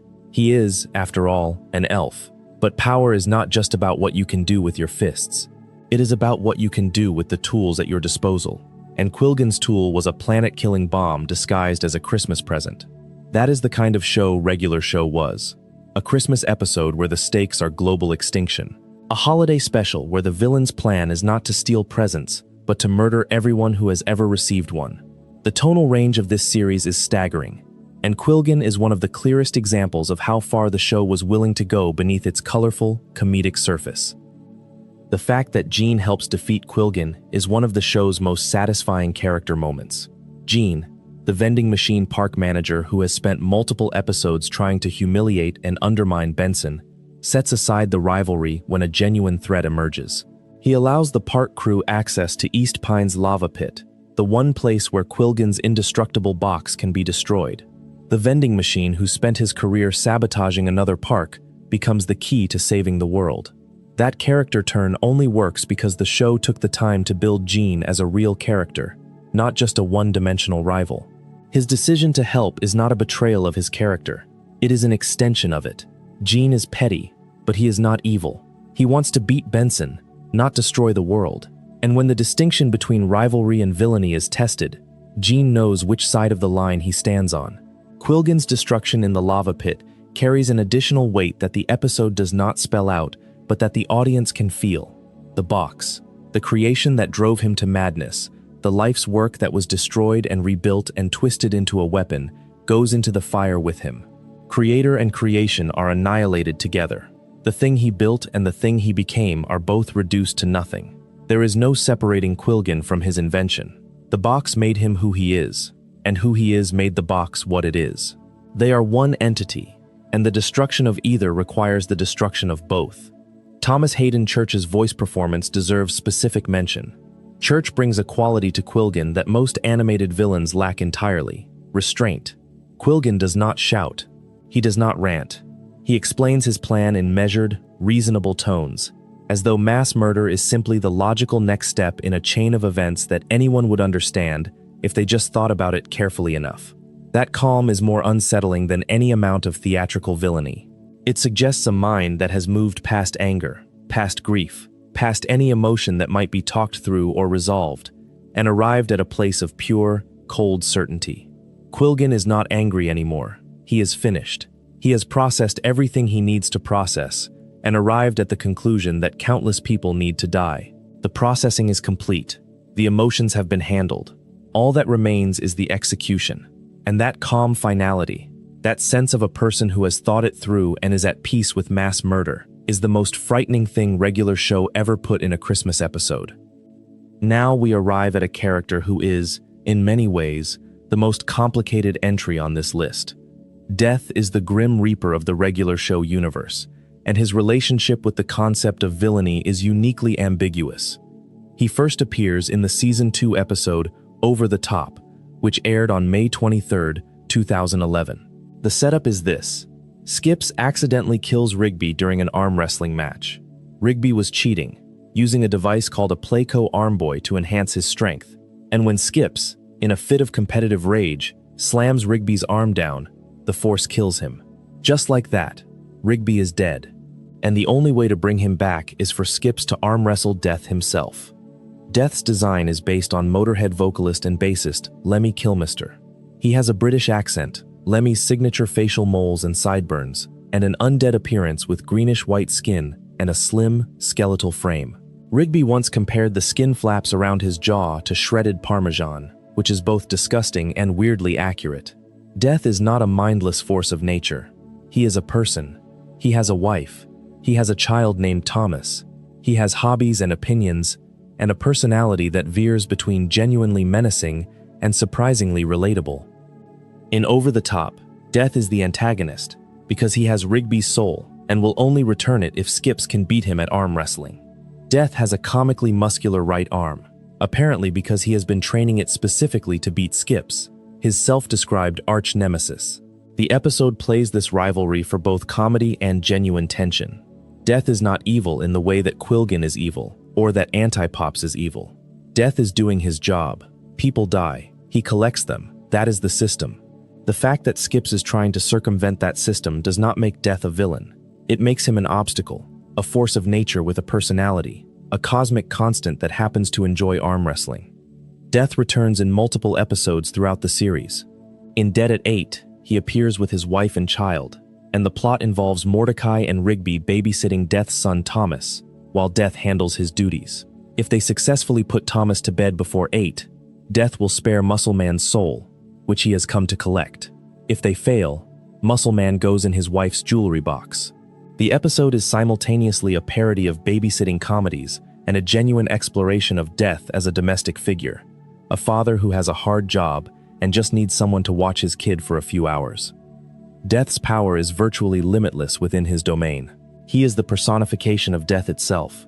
He possesses immortality, supernatural strength that rivals and may exceed Skips's, a scythe that can cut through virtually anything, the ability to summon portals between the living world and the afterlife, soul absorption, resurrection capabilities, and precognition. He can seal souls in objects. He can foresee future events, and his physical durability is essentially infinite because he is already dead. You cannot kill Death. The concept is nonsensical. But Death is not ranked at the top of this list for a specific reason. His power, immense as it is bound by rules. He operates within a system. He makes deals. He honors wagers. He does not simply annihilate everyone he encounters because that is not his function. Death is the universe's garbage collector, essential and powerful but constrained by his role. He cannot simply decide to erase reality or unmake existence. He processes the dead. That is enormous power, but it is passive power, reactive power, power that responds to events rather than creating them. The distinction matters when we compare Death to the villains above him on this list. Antipops does not process anything. He erases. Klorgbane does not wait for someone to die. He kills. Mr. Ross does not collect souls. He bends time. Death is more powerful than any of them in terms of raw capability, in the sense that he literally controls who lives and who dies. But his power is administrative rather than aggressive. He is the most powerful bureaucrat in the universe, and in a ranking based on threat level, on the ability to actively endanger the protagonists and the world they inhabit, administrative power ranks below the power to act. Think about what that says about regular show's understanding of power. The literal incarnation of Death is not the most dangerous thing in this show. That is a statement about the kind of threats the show was willing to imagine. If Death himself is only in the upper middle tier, then what sits above him must be truly fundamentally terrifying. And it is. But before we ascend to those heights, it is worth examining two more villains who occupy the space between Death and the cosmic tier. One operates through deception, the other through terror. Both of them reveal something essential about regular show's understanding of what makes a threat genuinely dangerous. The Terror Tales of the Park episodes, the show's annual Halloween specials which ran from Season 3 through Season 8, produced dozens of one-off villains within their anthology format. Most of these villains exist only within the stories told by the characters and are therefore technically non-canonical, existing in a narrative space that the show explicitly marks as fictional even within its own fiction. A wizard who turns Rigby into a house, a killer bed, a wallpaper man who is actually a giant spider, a poltergeist from the previous century. Each one is terrifying within its individual segment, but contained by the anthology framing. They cannot escape into the show's real continuity. They are nightmares, not threats. But the Terror Tales episodes serve an important function in the show's villain ecology. They are the testing ground, the place where the show experiments with horror tropes, with higher stakes, with the possibility of actually killing the main characters, something the real continuity usually cannot do. The wizard in the first Terror Tales episode easily kills every single park worker. That cannot happen in a regular episode. But in the anthology frame, it can, and the show uses that freedom to explore what genuine, unrestricted danger looks like. The Terror Tales villains are not ranked on this list because they are not canonical, but they are present in the show's DNA, informing the tone and the stakes of the real villains who are.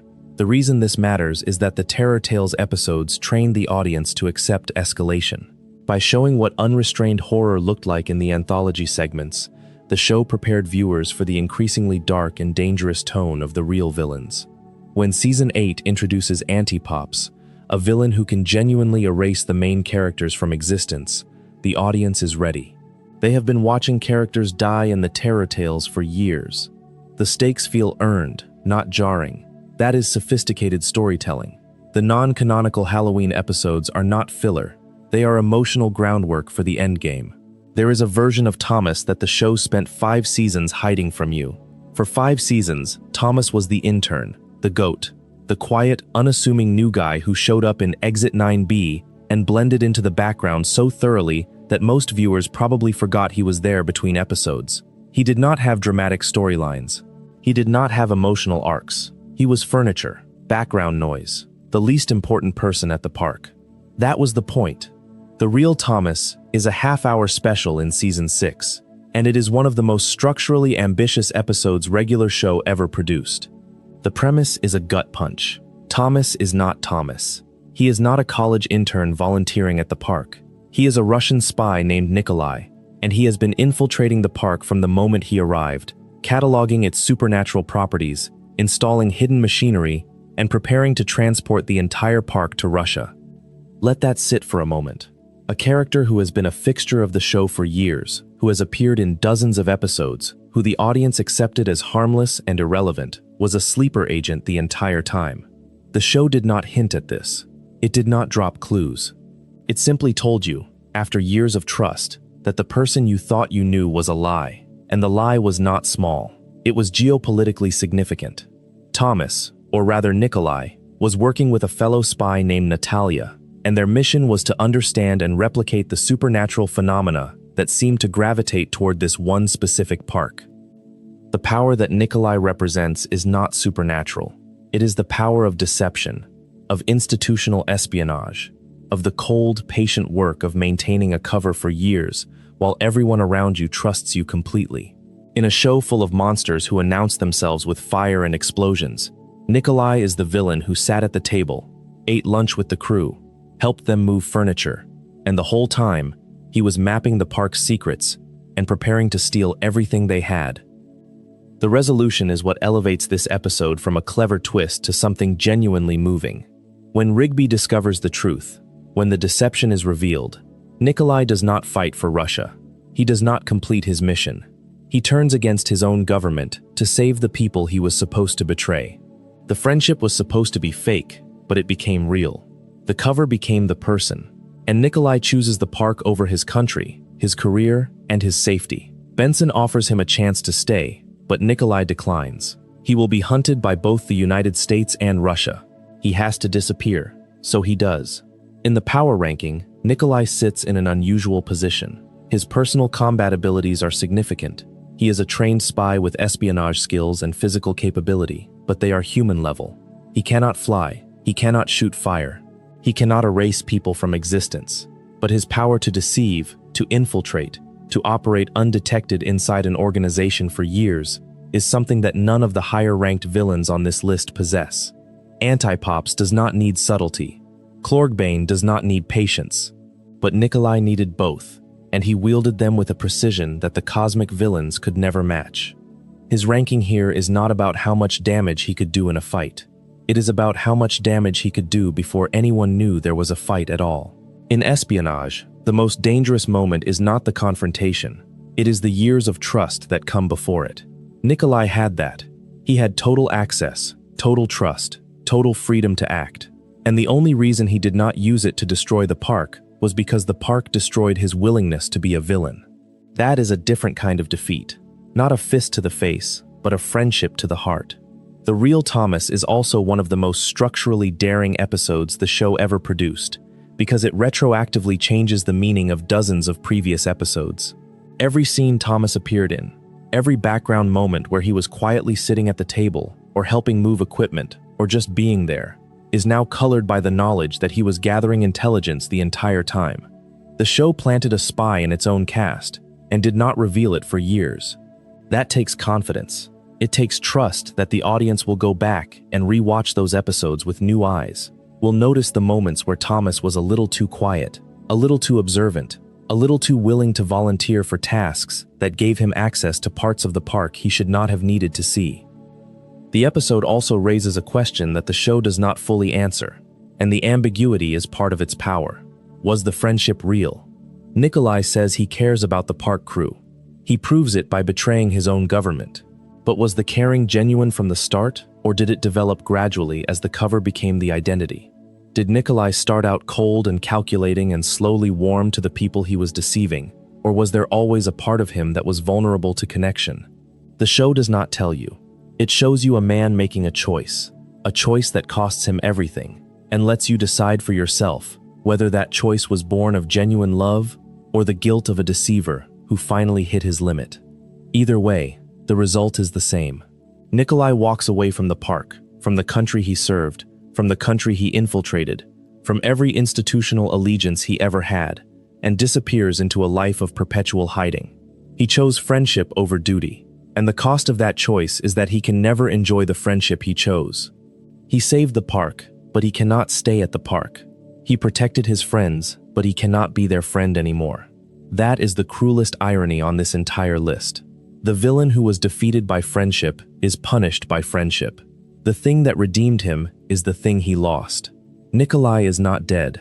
He is not defeated. He is free, and his freedom is a cage built from the love he was never supposed to feel. Now we enter the tier of villains whose power operates on a scale that threatens not just the park, not just the city, but the fundamental structure of the show itself. Garrett Bobby Ferguson Jr. is the main antagonist of Exit 9B. the first episode of Season 4, which aired on October 1st, 2012. And his power is not physical. His power is narrative. He has the ability to reach into the show's own history and pull it forward, to resurrect every villain the park crew has ever defeated and unleash them all at once. The plot is this. GBF Jr. is the son of Garrett Bobby Ferguson, the giant floating head who exploded in high score when Mordecai and Rigby beat his arcade record. GBF Jr. wants revenge. Not small, targeted, proportional revenge. He wants to destroy everything Mordecai and Rigby have ever cared about. He forcefully takes the park from the staff and erases all their memories. Every relationship, every experience, every moment of growth that these characters have undergone over 3 seasons is wiped clean. Mordecai and Rigby escape only because they happen to be in a time machine when GBF Jr.'s memory wipe hits. But the memory erasure is just the setup. The real plan is the portal. GBF Jr. constructs a freeway off-ramp, Exit 9B, that functions as a gateway to the underworld. When it opens, every villain the show has ever featured comes pouring through. Garrett Bobby Ferguson Sr., the Destroyer of Worlds, the Night Owl, the Hammer, Skull Punch, the Summertime Song, Susan, Party Pete, the Unicorns, Darthon, the Zombies, the Duck Collector, the Order of the Blondes, the Stagman, the Urge, the Hot Dogs, and more. Every threat, every monster, every enemy, from 3 seasons of chaos, resurrected and unified under one banner. Think about what that actually means in terms of power. GBF Jr. does not have the raw strength of the Destroyer of Worlds. He does not have the cosmic significance of death. But he has the ability to summon an army that includes all of those things. He can open a portal between the living world and the underworld. He can erase memories on a park-wide scale. He can coordinate dozens of previously independent villains into a single fighting force. His power is not in what he can do himself, but in what he can make others do. The defeat comes through a typically clever regular show maneuver. Mordecai and Rigby had secretly switched the documents that GBF Jr. needed to finalize his control over the park, allowing Thomas, of all people, to sign the real document and save the park. The signing sends all the revived villains back through the portal and into the underworld. It is a bureaucratic solution to a supernatural problem, which is very regular show. Exit 9B holds a 9.7 rating on IMDb, making it one of the highest-rated episodes in the entire series. The reason it works is not the spectacle, though the spectacle is impressive.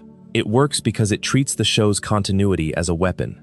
GBF Jr. does not just threaten the characters. He threatens the narrative itself. He tries to erase the story that the show has been telling and replace it with his own. The battle at Exit 9B is not just a fight against monsters. It is a fight to preserve everything the show has built. Every joke, every relationship, every moment of growth across 3 seasons is at stake. And the show knows it. The episode is structured as a celebration and a defense of its own history. In the power ranking, GBF Jr. sits above Death and Nikolai, and everyone below them, because of the scale and versatility of his abilities. Memory erasure, portal creation, the ability to command an army of previously defeated villains. These are powers that operate on a fundamentally different level than anything the lower-ranked villains possess. GBF Jr. is not the strongest villain on this list, not even close, but he is arguably the most strategically dangerous, because his power multiplies. Every villain the show produces is a potential soldier in GBF Jr.'s army. His power grows retroactively. Every new episode, every new villain defeated, adds to the force he could potentially command if he ever returned. He does not return. Exit 9B is his only appearance, but that single appearance is enough to secure his place in the upper tier of regular show's villain hierarchy. The villain who can bring back all the other villains is, by definition, more powerful than any individual villain he commands. The episode is a thesis statement about regular show itself, a metatextual argument that the show's continuity, its memory of its own past, is the most valuable thing it possesses. When GBF Jr. erases the characters' memories, he is not just attacking them as people, he is attacking the show as a story. He is trying to erase the audience's investment, the emotional weight of 3 seasons of growth and change and hard-won development, and replace it with nothing. And the show fights back. Not just the characters, the show itself. Every villain who emerges from the portal is a callback. Every fight in the Battle of Exit 9B is a reference to a previous episode. The show weaponizes its own nostalgia, turning 3 seasons of history into an army of allies who arrive to fight alongside the park crew. The past villains are resurrected by GBF Jr., but the past heroes are resurrected by the narrative. Skips arrives with the fists of justice. The baby ducks fuse into their giant form. Every tool, every weapon, every trick the crew has learned over 3 seasons is deployed in a single, glorious, chaotic battle. The message is clear. Memory matters. History matters. The things you have been through, the challenges you have overcome, the relationships you have built, these are not just backstory. They are weapons. They are armor. They are the thing that keeps you standing when someone tries to erase everything you are and replace it with a parking lot. Exit 9B is regular show's love letter to itself, and it earns every second of that love by being one of the most thrilling, emotionally satisfying episodes of animated television ever produced. GBF Jr. is the perfect villain for this episode because he is, in a sense, the anti-audience. He looks at the show's history and sees ammunition. The audience looks at the show's history and sees treasure. The Battle of Exit 9B is, at its core, a fight between these two perspectives, between the person who wants to use the past as a weapon and the people who want to protect the past as a home. And the fact that the past wins, that the memories are restored and the villains are sent back, and the park is saved, is not just a plot resolution. It is a promise.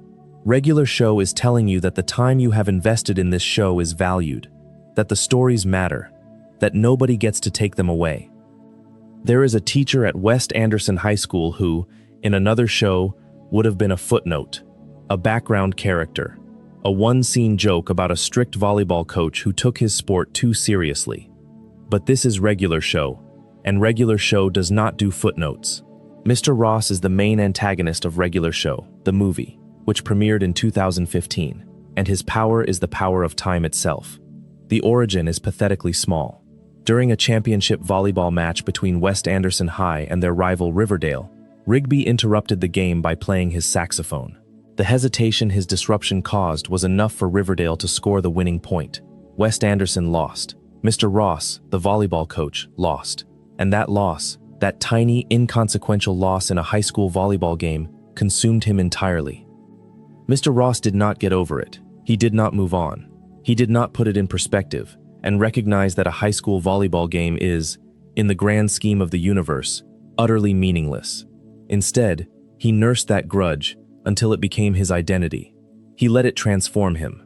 He found a way to harness the Timinato, a time-traveling tornado accidentally created when Mordecai and Rigby's high school science experiment went wrong, and he used that power to pursue revenge on a scale so disproportionate to his original grievance that it would be funny if it were not so destructive. Mr. Ross's plan is not to punish Rigby. His plan is to erase all of time, to use the Timinato to destroy existence itself, retroactively, so that nothing ever happened. No volleyball game, no high school, no universe, nothing. He wants to unmake reality because he lost a game played by teenagers, a game that no one else remembers or cares about. The gap between the cause and the consequence is the entire point.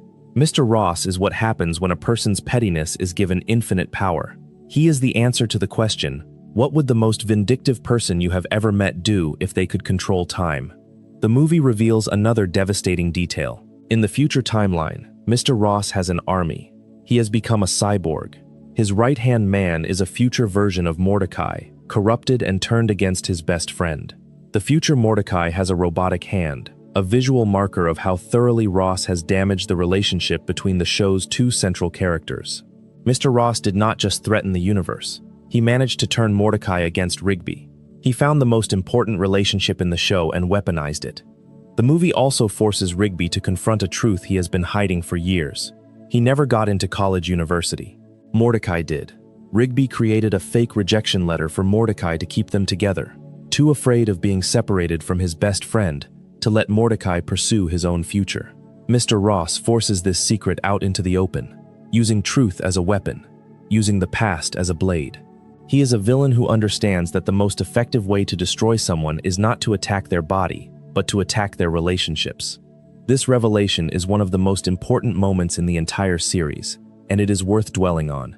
Rigby, the raccoon who seems like the less mature half of the duo, the one who is always cutting corners and avoiding responsibility, made a choice years ago that shaped both his and Mordecai's lives forever. He prevented Mordecai from going to college. He sabotaged his best friend's future because he was afraid of being alone. That is not a small thing. That is a foundational betrayal, the kind of secret that, once revealed, can end a friendship permanently. And Mr. Ross knows this. He does not need the Timinato to destroy Mordecai and Rigby's friendship. He just needs the truth. The genius of Regular Show, the movie, is that Mr. Ross is both the external threat and the catalyst for the internal one. The Timinato is the plot device that drives the action, but the real crisis, the one that matters, is the question of whether Mordecai and Rigby's friendship can survive the revelation that it was built, in part, on a lie. The answer, ultimately, is yes. But the answer is not easy, and the movie does not pretend that it is. Mordecai is hurt, genuinely hurt, and the reconciliation that follows is earned through acknowledgement and growth, not through a convenient reset. Mr. Ross cannot understand this. He cannot understand how Mordecai could forgive Rigby, how a friendship could survive that kind of deception, how two people could look at the rubble of a relationship built on dishonesty and choose to rebuild rather than walk away. That inability to comprehend forgiveness is his real weakness. Not the Timinato's vulnerabilities, not his human-level combat skills, his inability to imagine a world where people choose connection over resentment. Mr. Ross let a volleyball game define his entire existence because he could not forgive. Mordecai and Rigby survive because they can. The gap between those two responses to betrayal is the moral center of the movie, and it is what makes Mr. Ross not just a powerful villain, but a thematically complete one. In the power ranking, Mr. Ross sits firmly in the upper tier because of the Timinato. Time manipulation is, by definition, one of the most powerful abilities any villain can possess. The Timinato can travel through space and time, erase entire timelines, and unmake reality at a fundamental level. Mr. Ross's personal abilities, his physical strength, his combat skills, are human level. He is a volleyball coach, but the tool he wields puts him in the same conversation as the cosmic entities that occupy the top of this list. The difference is that Mr. Ross's power is borrowed. He found the Timinato. He did not create it. He harnessed a force that already existed and pointed it at the universe. That dependency, the fact that his power can be taken from him, is what keeps him below the entities who generate their own cosmic energy. But do not underestimate the threat. Mr. Ross, with the Timinato, was genuinely on the verge of erasing all of time, not some of time, not one timeline, all of time. Every moment that ever happened, every moment that ever will happen, wiped clean because a teenager played a saxophone during a volleyball game. That is Regular Show distilled to its essence. Massive consequences from trivial actions, cosmic stakes born from petty grievances. The gap between cause and effect stretched so wide that it becomes absurd, and then the show makes you feel the weight of that absurdity, makes you understand that the absurdity is the point. That gap, that distance between a volleyball game and the destruction of time, is where Mr. Ross lives. It is what makes him terrifying. Not his power, which is borrowed, not his plan, which is insane, but the smallness of the thing that started it all. The realization that the thing threatening to end everything is not cosmic evil or ancient destiny, but a grudge. A perfectly human, perfectly petty, perfectly understandable grudge that was allowed to grow until it consumed the universe. We are approaching the summit now, and the air is getting thinner up here. We are now entering the final tier. The villains who do not just threaten the park or the city or even the planet. The villains who threaten the fundamental structure of reality itself. And the first of them is older than human civilization. Klorgbane the Destroyer is the evil brother of the Guardians of Eternal Youth, and his power is measured not in what he can break, but in what was required to stop him. The Guardians of Eternal Youth are immortal beings with, by their own description, infinite knowledge. They can grant immortality to others. They exist outside of normal time. And Klorgbane is their brother, their equal in power, their opposite in intent. They are preservers. He is a destroyer. They maintain the balance of the universe. He exists to disrupt it. Klorgbane first appears as a direct threat in the Season 3 episode Fists of Justice, which aired on April 30th, 2012. He looks similar to the Guardians, small, childlike in form, but his clothing is black instead of gold. His body is more muscular, and he wears a black helmet, a black and red cape, and carries a mace that can crack stone and shatter walls. He is, visually, a dark mirror of the Guardians, the same fundamental design twisted toward violence and destruction. But the full weight of Klorgbane's significance does not land until Skips' story, the Season 5 episode that finally reveals the complete history of Skips' immortality. And this is where the story becomes genuinely tragic, because Klorgbane is not just a monster who fights Skips every 157 years. He is the reason Skips exists in his current form. He is the reason Skips is immortal. He is the reason Skips changed his name. He is the reason Skips lost the only person he ever loved. The story goes like this. Centuries ago, when Skips was still mortal and still called Walks, he encountered Klorgbane during one of the Destroyer's rampages. Walks was the only mortal who ever stood up to Klorgbane. He fought him. He could not defeat him, not with bare hands, not with mortal strength, but he refused to stop fighting. The Guardians of Eternal Youth noticed this. They created the Fists of Justice, magical gauntlets that would give their wearer the power to match Klorgbane in combat. They gave these fists to Walks, but Klorgbane's destruction was not limited to buildings and landscapes. During one of their confrontations, Klorgbane's mace struck the ceiling above Walks, and a woman named Mona, the woman Walks loved. Mona pushed Walks out of the way of the falling debris. The concrete killed her. She died saving him from a blow that was aimed at both of them, and her death was caused not by the mace directly, but by the structural damage it created. Klorgbane did not target Mona specifically. He did not even seem to notice her. Her death was collateral, an afterthought in a battle between forces that operated on scales too large for one human life to register. That is the cruelty of Klorgbane. Not malice, but indifference. Mona died because she was standing too close to a fight between beings who existed on a level where individual human lives were irrelevant. Klorgbane did not hate her. He did not know her. She was simply in the way, and the way was cleared by a falling ceiling, and that was that. After Mona's death, the Guardians offered Walks a choice. Become immortal. Fight Klorgbane every 157 years. Keep the world safe from his destruction. Forever. The price is everything you have ever known. Everyone you love will grow old and die. Every friendship will end. Every connection will be severed by time. Walks, standing over the memory of Mona, said yes. He had already lost his one. There was nothing left for time to take from him. And he changed his name, from Walks to Skips, because he and Mona used to skip together. Every day they were together, they skipped. It was their thing, their private joy, the one piece of happiness that defined their relationship.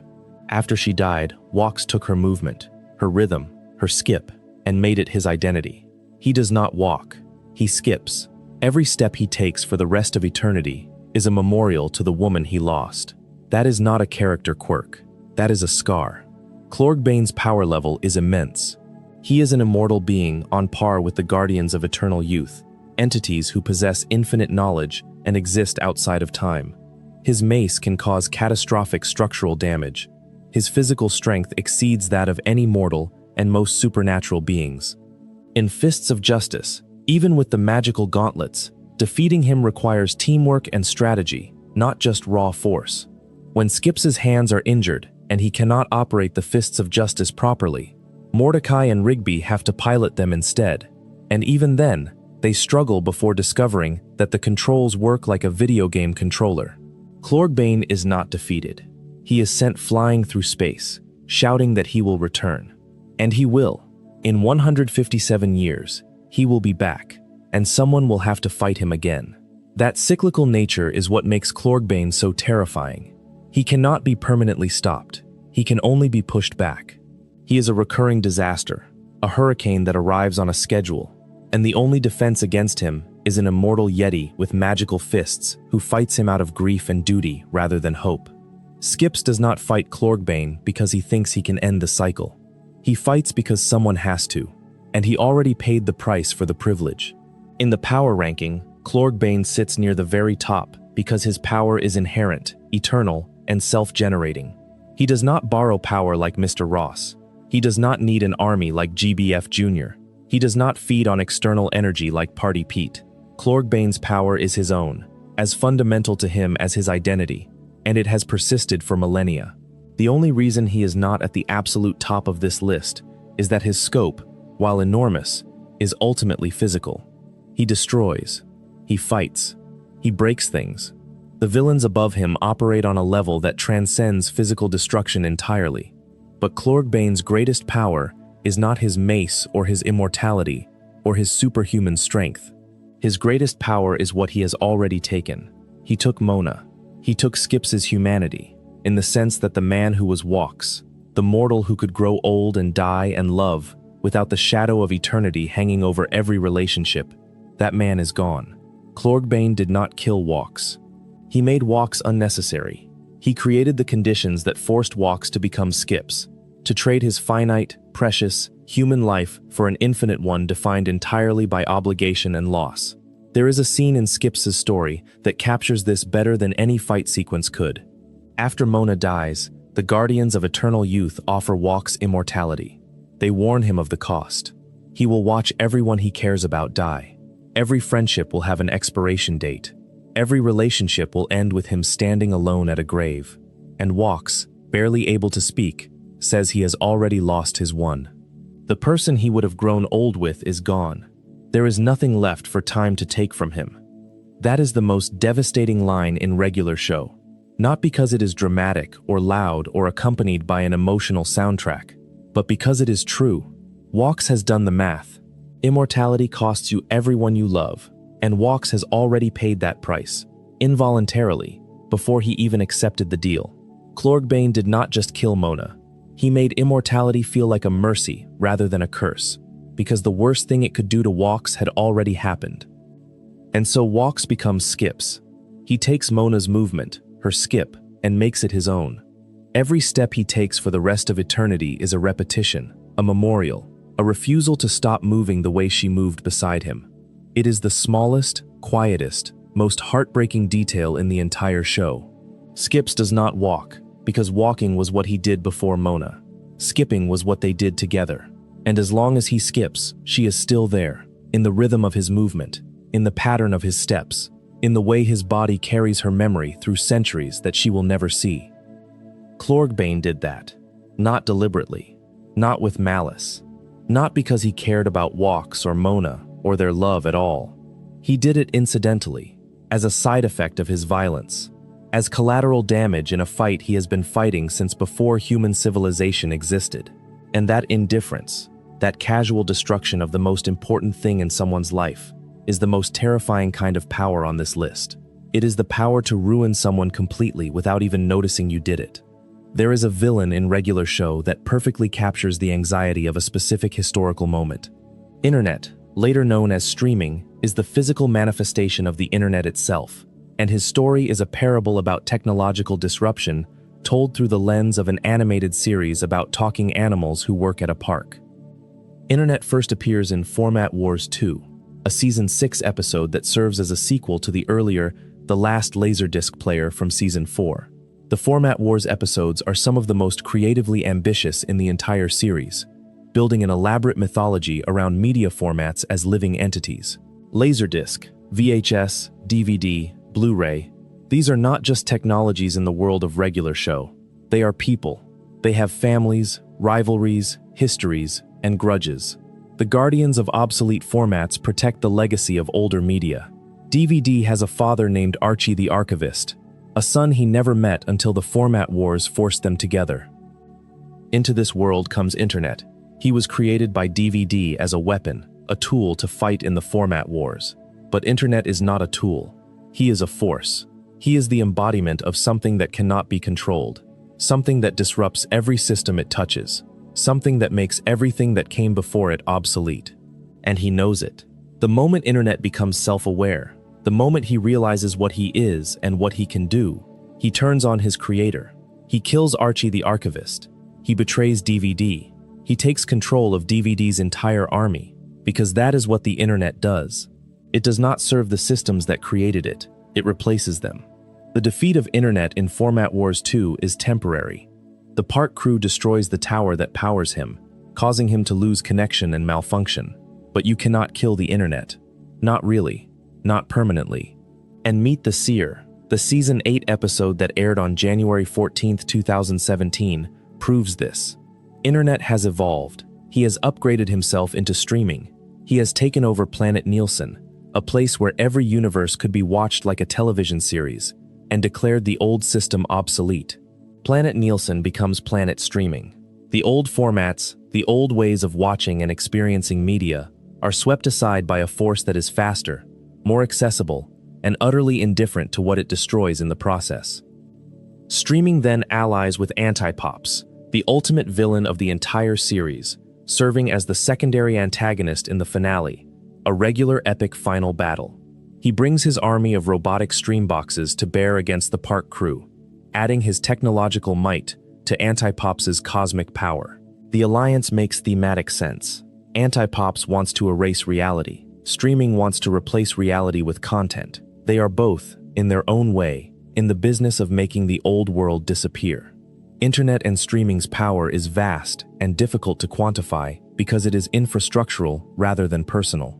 Internet does not punch people. He does not shoot fire from his eyes. He controls networks. He commands armies of digital soldiers. He can take over entire planets and reshape their purpose. His power scales with connectivity. The more connected the universe becomes, the more powerful he gets. In the context of Season 8, where the show takes place largely in space and the crew encounters civilizations built on technology, streaming is one of the most dangerous forces in the universe because he can turn any system that relies on digital infrastructure into a weapon. But streaming's power, like Mr. Ross's, is ultimately dependent on external systems. Destroy his tower, cut his connection, remove the infrastructure he feeds on, and he is diminished. He is not generating power from within himself. He is channeling power from the networks around him. That dependency, that vulnerability to disconnection, is what separates him from the entity that sits at the absolute top of this list. Streaming can be unplugged. The next villain cannot. What makes internet and streaming so fascinating as a villain is not his power level, but his thematic precision. Regular Show premiered in 2010, the same year Netflix began its pivot from mail-order DVDs to streaming. By the time Format Wars 2 aired in Season 6, the transformation of media consumption was in full swing. Physical media was dying. Streaming was conquering. Video rental stores were closing. Record shops were disappearing. The entire infrastructure of how humans consumed entertainment was being rebuilt, and the old formats, the ones that people had built careers and communities around, were being declared obsolete. Regular Show turned that real-world anxiety into a literal war. Laserdisc, VHS, DVD. These are not just technologies in the show. They are people with families and legacies, and the desperate, heartbreaking desire to remain relevant in a world that has moved on without them. Internet does not just defeat them.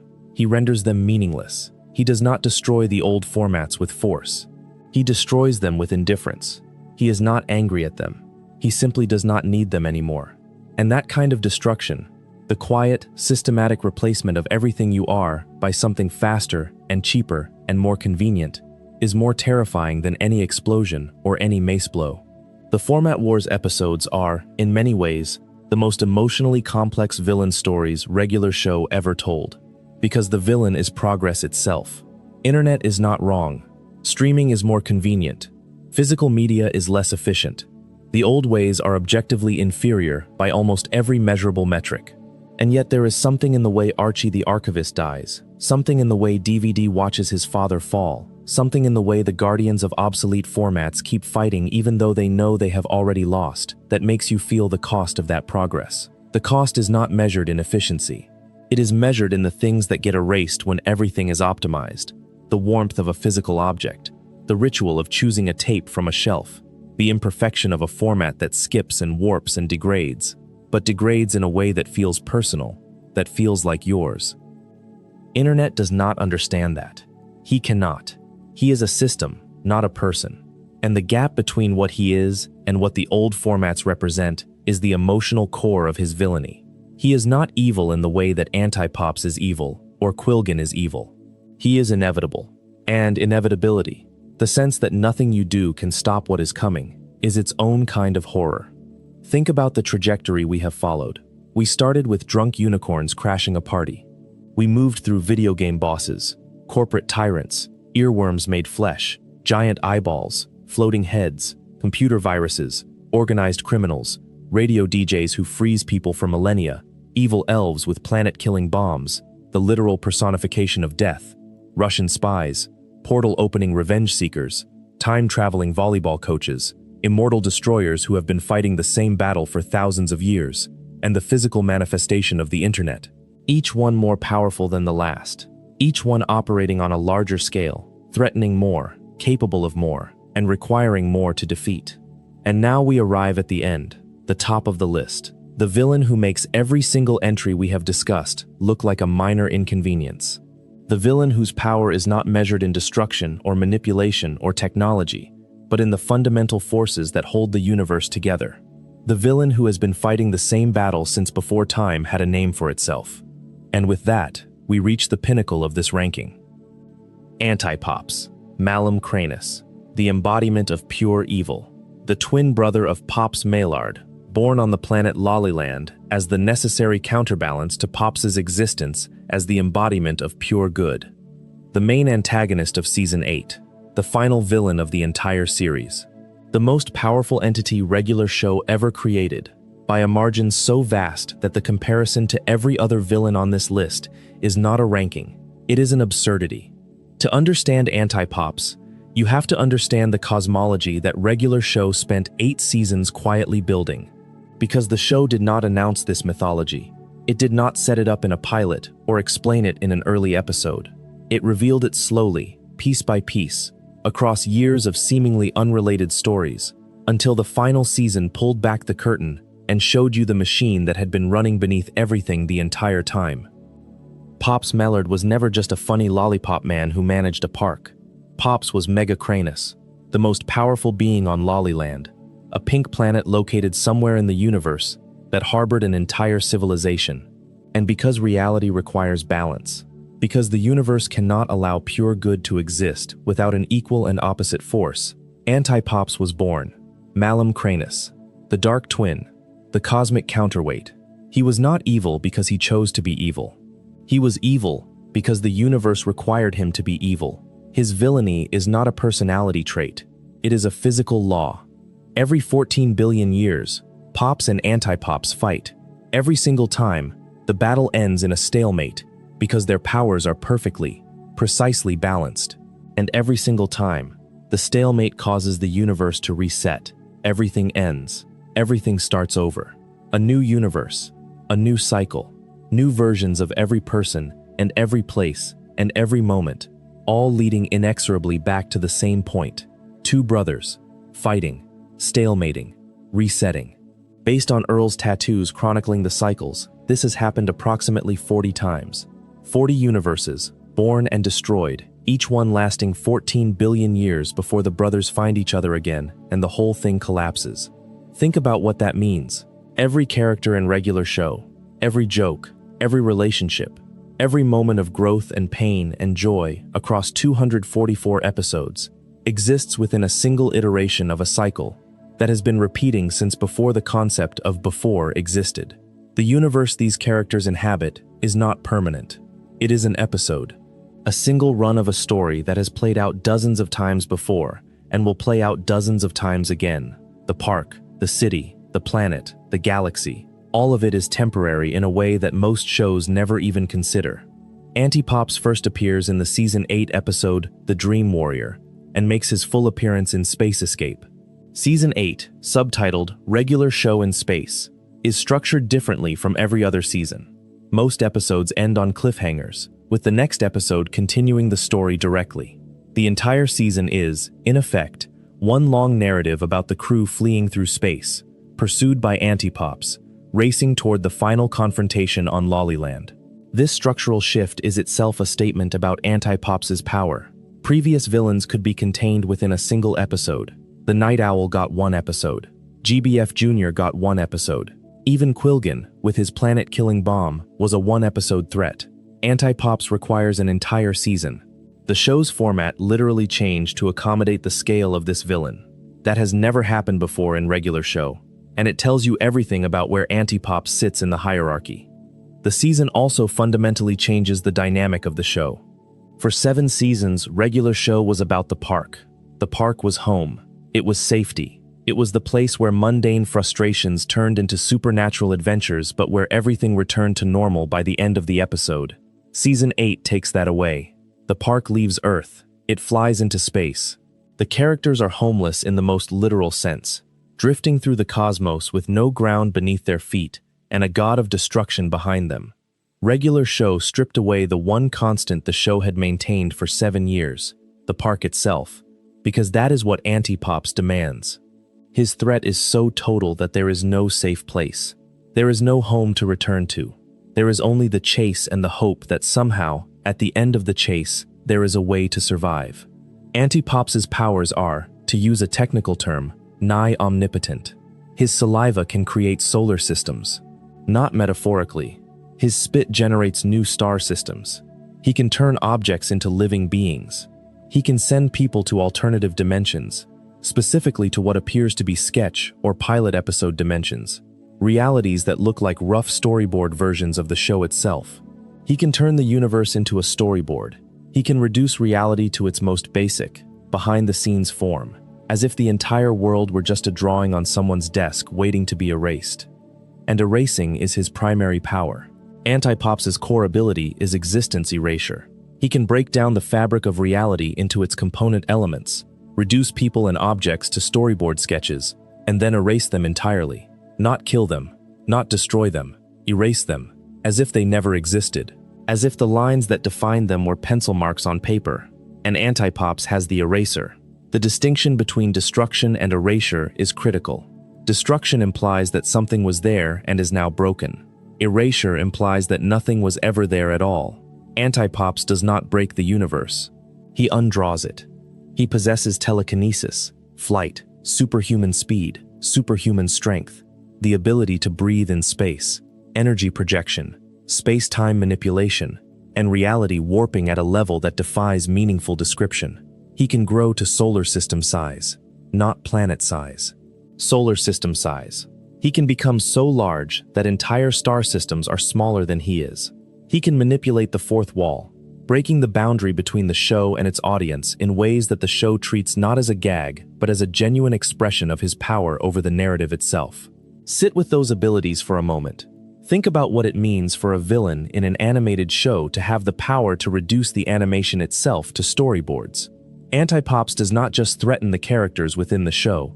He threatens the show. He can reach through the medium and attack the thing that makes the characters exist in the first place. When he reduces reality to storyboard sketches, he is not just erasing people, he is erasing the animation.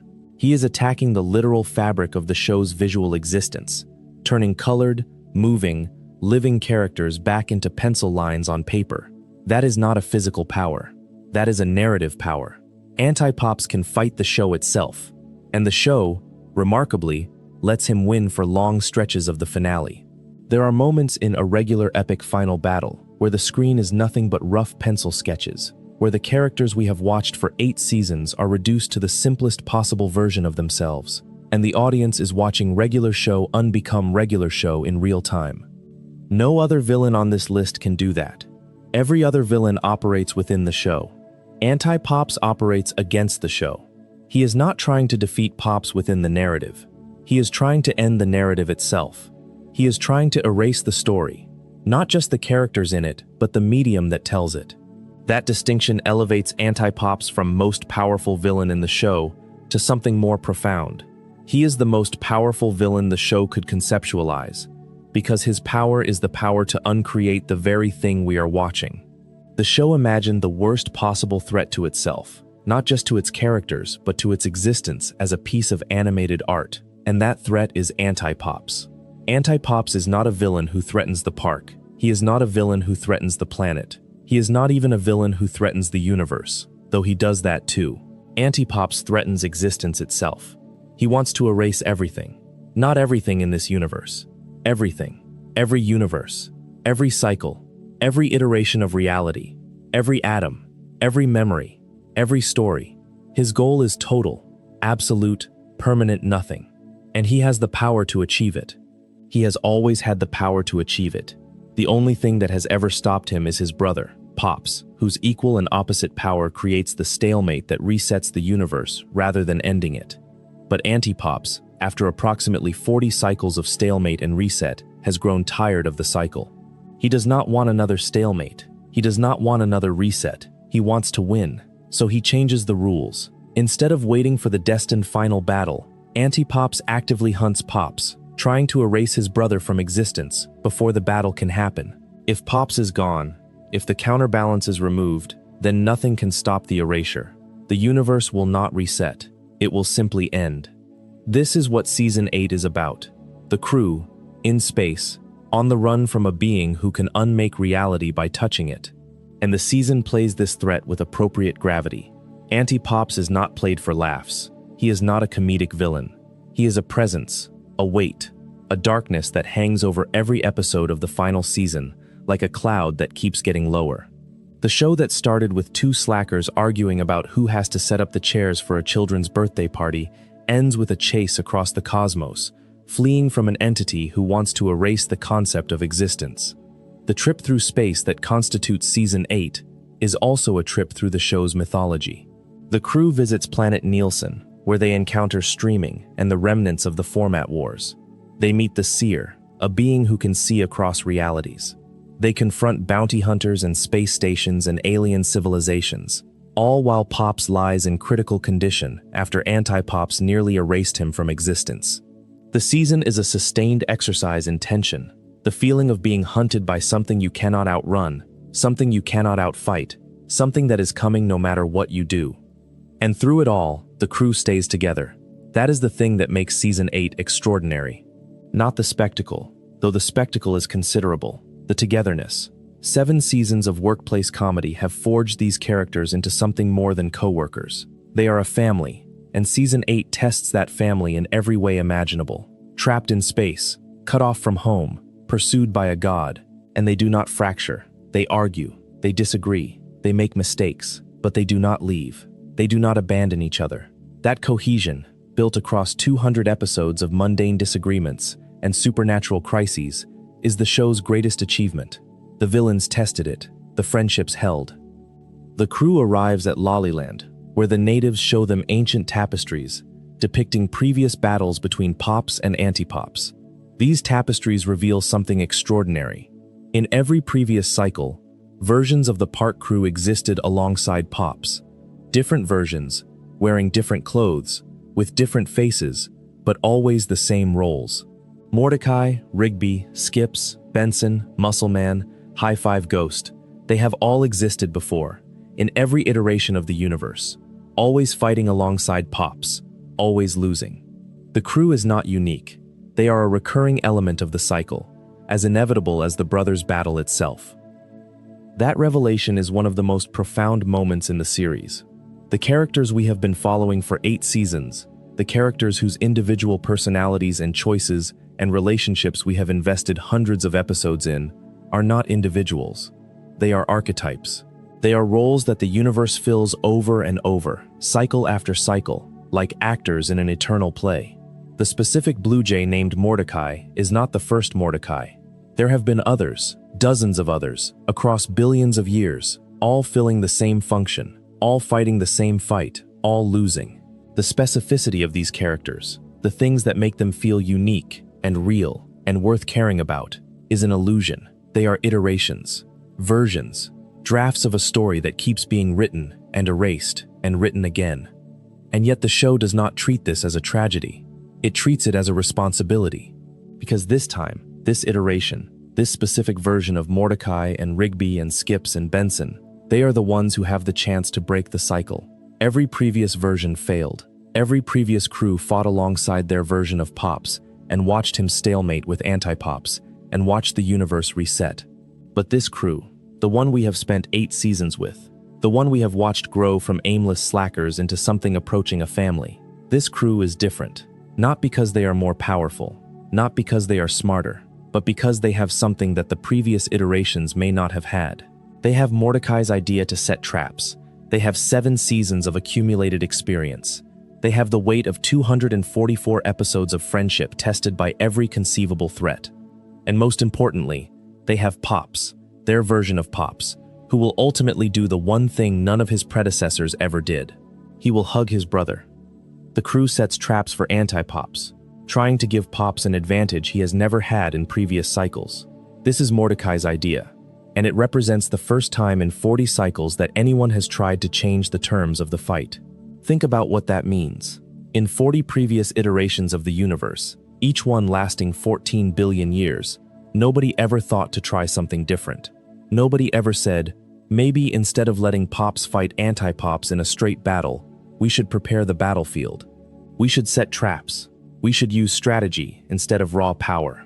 Mordecai, a 23-year-old blue jay who could not even set up chairs for a children's birthday party without causing a supernatural catastrophe, comes up with the one idea that nobody in 40 cycles ever had. That is not because Mordecai is a genius.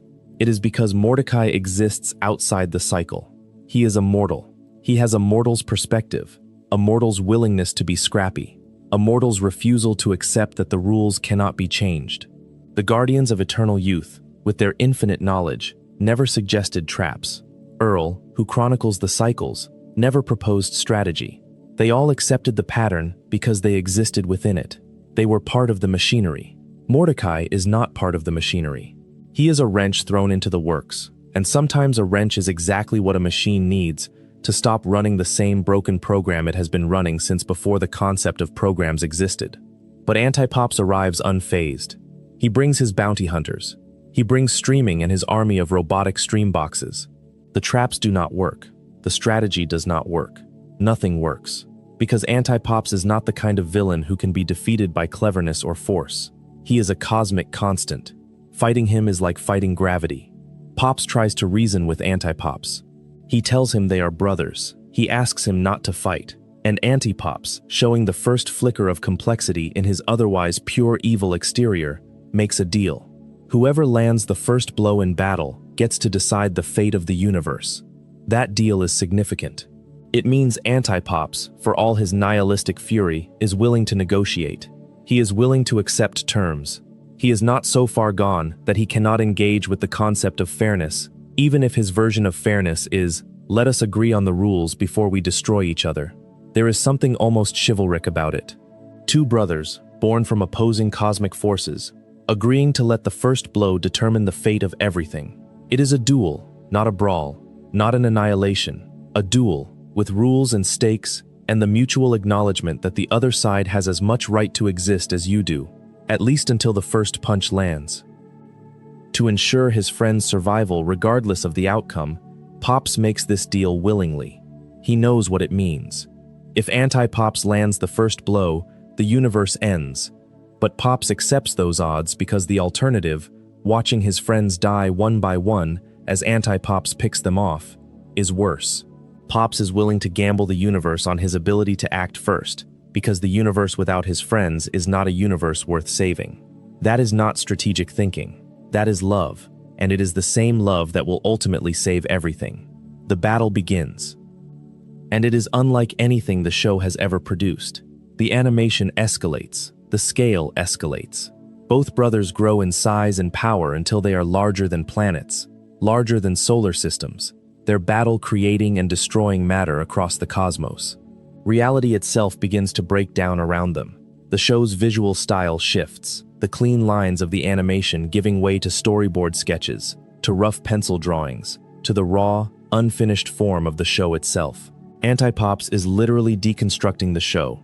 He is reducing regular show to its pre-production state, stripping away the color and the movement and the life, until all that remains are lines on paper waiting to be erased. The universe is collapsing.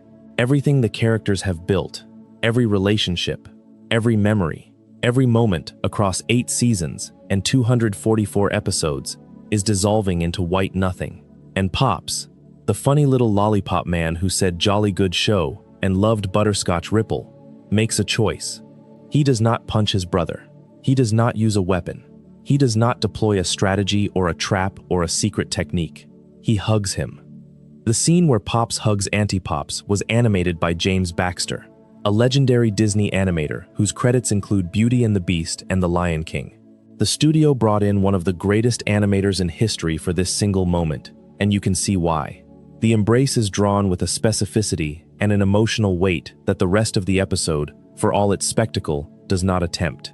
This is the moment the show has been building toward for 8 seasons, and they gave it to an artist who could make you feel it in your chest. The decision to bring in Baxter is itself a statement about what this moment means to the show. Regular show's animation is, by design, relatively simple. Clean lines, bright colors, fluid movement, but not the kind of hyper-detailed, emotionally nuanced character animation that Disney specializes in. The show chose simplicity as its aesthetic, and that simplicity is part of its charm. But for this one moment, for the hug that saves the universe, the show breaks its own rules. It brings in an animator who can draw emotion in a way that the show's regular style cannot. The hug looks different from the rest of the episode. It feels different. The lines are softer. The movement is more deliberate. The faces carry more subtle expression than anything the show has ever attempted. That visual break is the show's way of telling you that something extraordinary is happening, not just in the plot, but in the medium itself. The show is using its own animation quality as a narrative device. The simplicity of the regular animation represents the regular world. The Baxter animated hug represents the transcendent moment that breaks the cycle. The show is not just telling you that this moment is different. It is showing you, through the literal quality of its animation, that this moment exists on a different level than anything that came before it. The form matches the content. The animation of the most important scene in the series is the most beautiful animation the series has ever produced.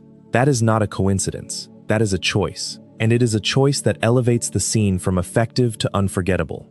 The show earned that moment. 8 seasons, 244 episodes, dozens of villains, hundreds of crises, thousands of jokes, all of it leading here, to 2 brothers in an embrace, drawn by a Disney legend, dying together so that everything else can live. The scope of that achievement is staggering. The patience required to build toward a moment like that, to trust that the audience will stay for 8 seasons, to trust that the payoff will be worth the journey, is extraordinary. Most shows do not earn their endings. Regular show did. Every villain on this list is a step on the path to that hug. Every escalation in power is an escalation in the question the show needs to answer. And the answer, when it comes, is so simple and so powerful that it makes every step of the journey feel inevitable in retrospect. Antipops returns to his original size. The cosmic entity, the universe-erasing God, the embodiment of pure evil, shrinks down to the size of a person, held in his brother's arms, and he smiles. For the first time in 40 cycles, for the first time in a history that stretches back billions upon billions of years, Antipops smiles. He accepts the hug. He accepts his brother. And together, they die. Let that sit for a moment. The show does not linger on it. The show does not add a speech or a monologue or a dramatic explanation of what just happened. Pops hugs Antipops. Antipops smiles. They both dissolve. That is it. That is the climax of 8 seasons of television. 2 brothers who have been fighting since before the universe had a name, choosing, for the first time in 14 billion years, multiplied by 40 cycles, to stop. Not because one of them won, not because one of them lost, because one of them loved the other enough to die for the chance that maybe, this time, the hug would be enough. And it was. That is the extraordinary thing. The hug worked. Not as a weapon, not as a strategy, as a genuine expression of love that was so powerful, so unexpected, so foreign to the cycle of violence that had defined their relationship for the entirety of existence, that it broke the pattern. 40 cycles of stalemate, 40 universes born and destroyed, and the thing that finally ends the loop is not a bigger punch, or a more powerful blast, or a cleverer trap. It is the one thing neither brother had ever tried: acceptance. The universe resets one final time, but this time, because the battle ended not in stalemate, but in embrace, the reset holds. The universe continues. The park continues. The characters continue. Everything that Pop sacrificed himself to protect is preserved, and the cycle, the eternal, 14 billion year cycle of battle and stalemate and reset, is broken. Not by force, not by power, by love. That is the most powerful villain in regular show. defeated by the one thing he never accounted for.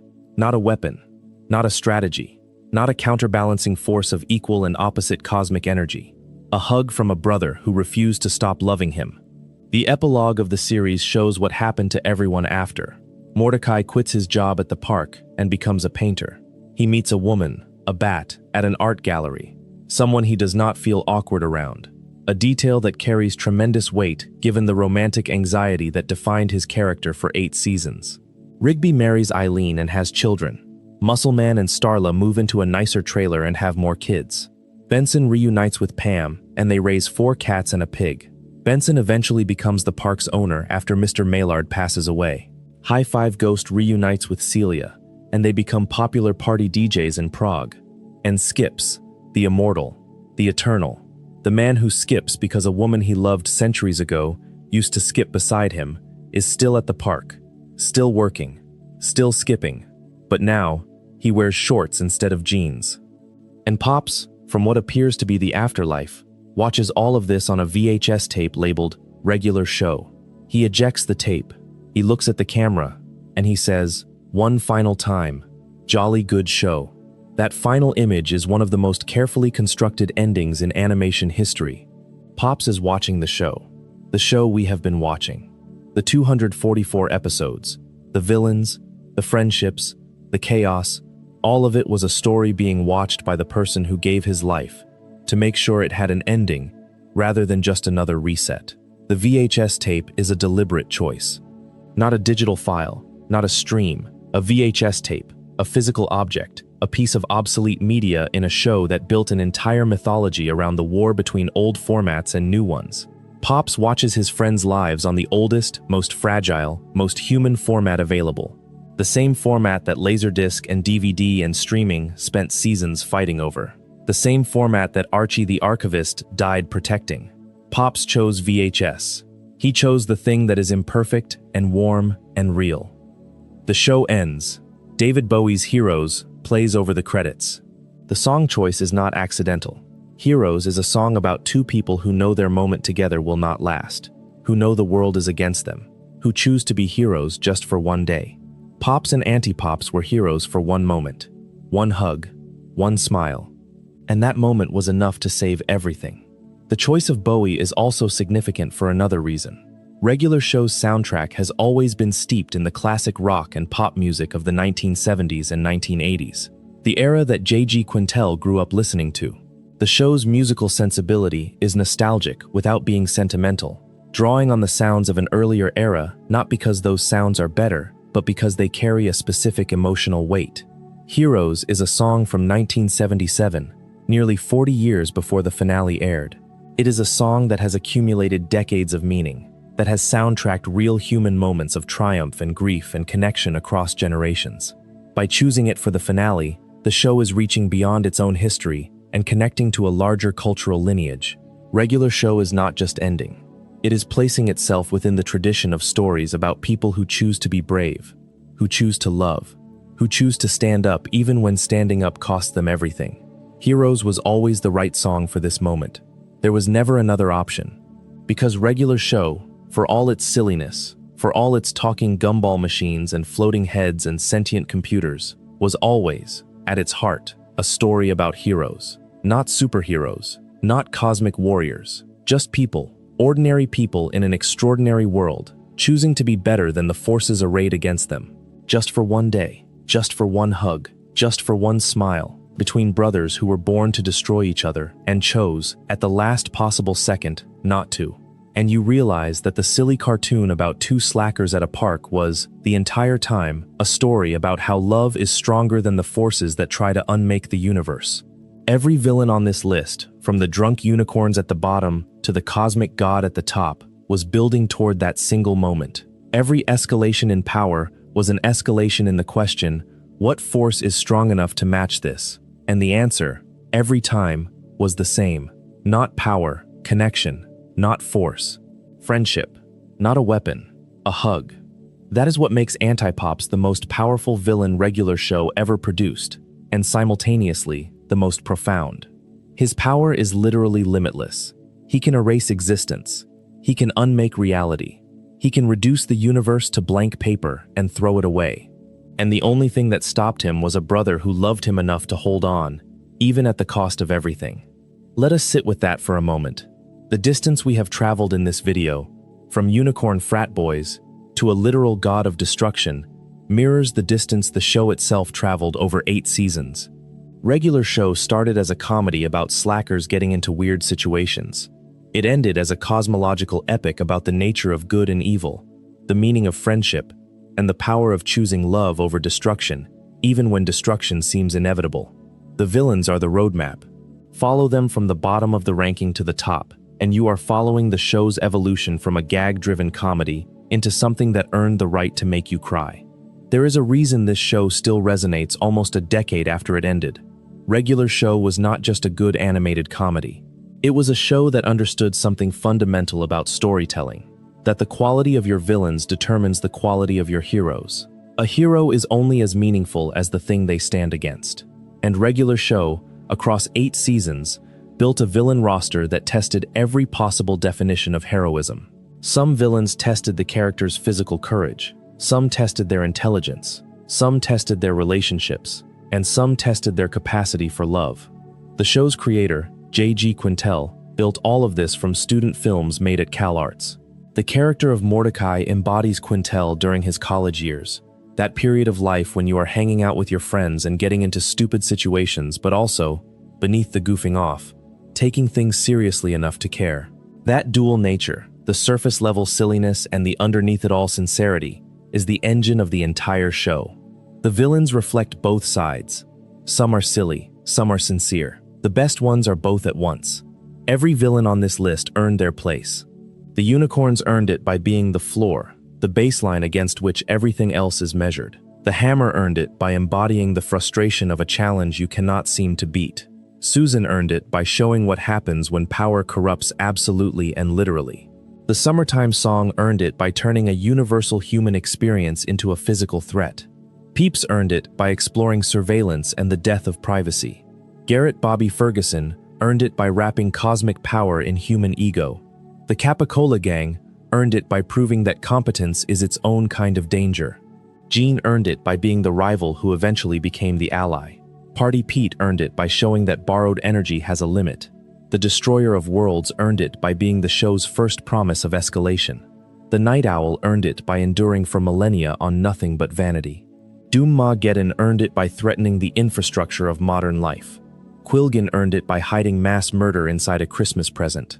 Death earned it by being the most powerful force in the universe and still being bound by rules. Nikolai earned it by proving that deception is its own kind of power.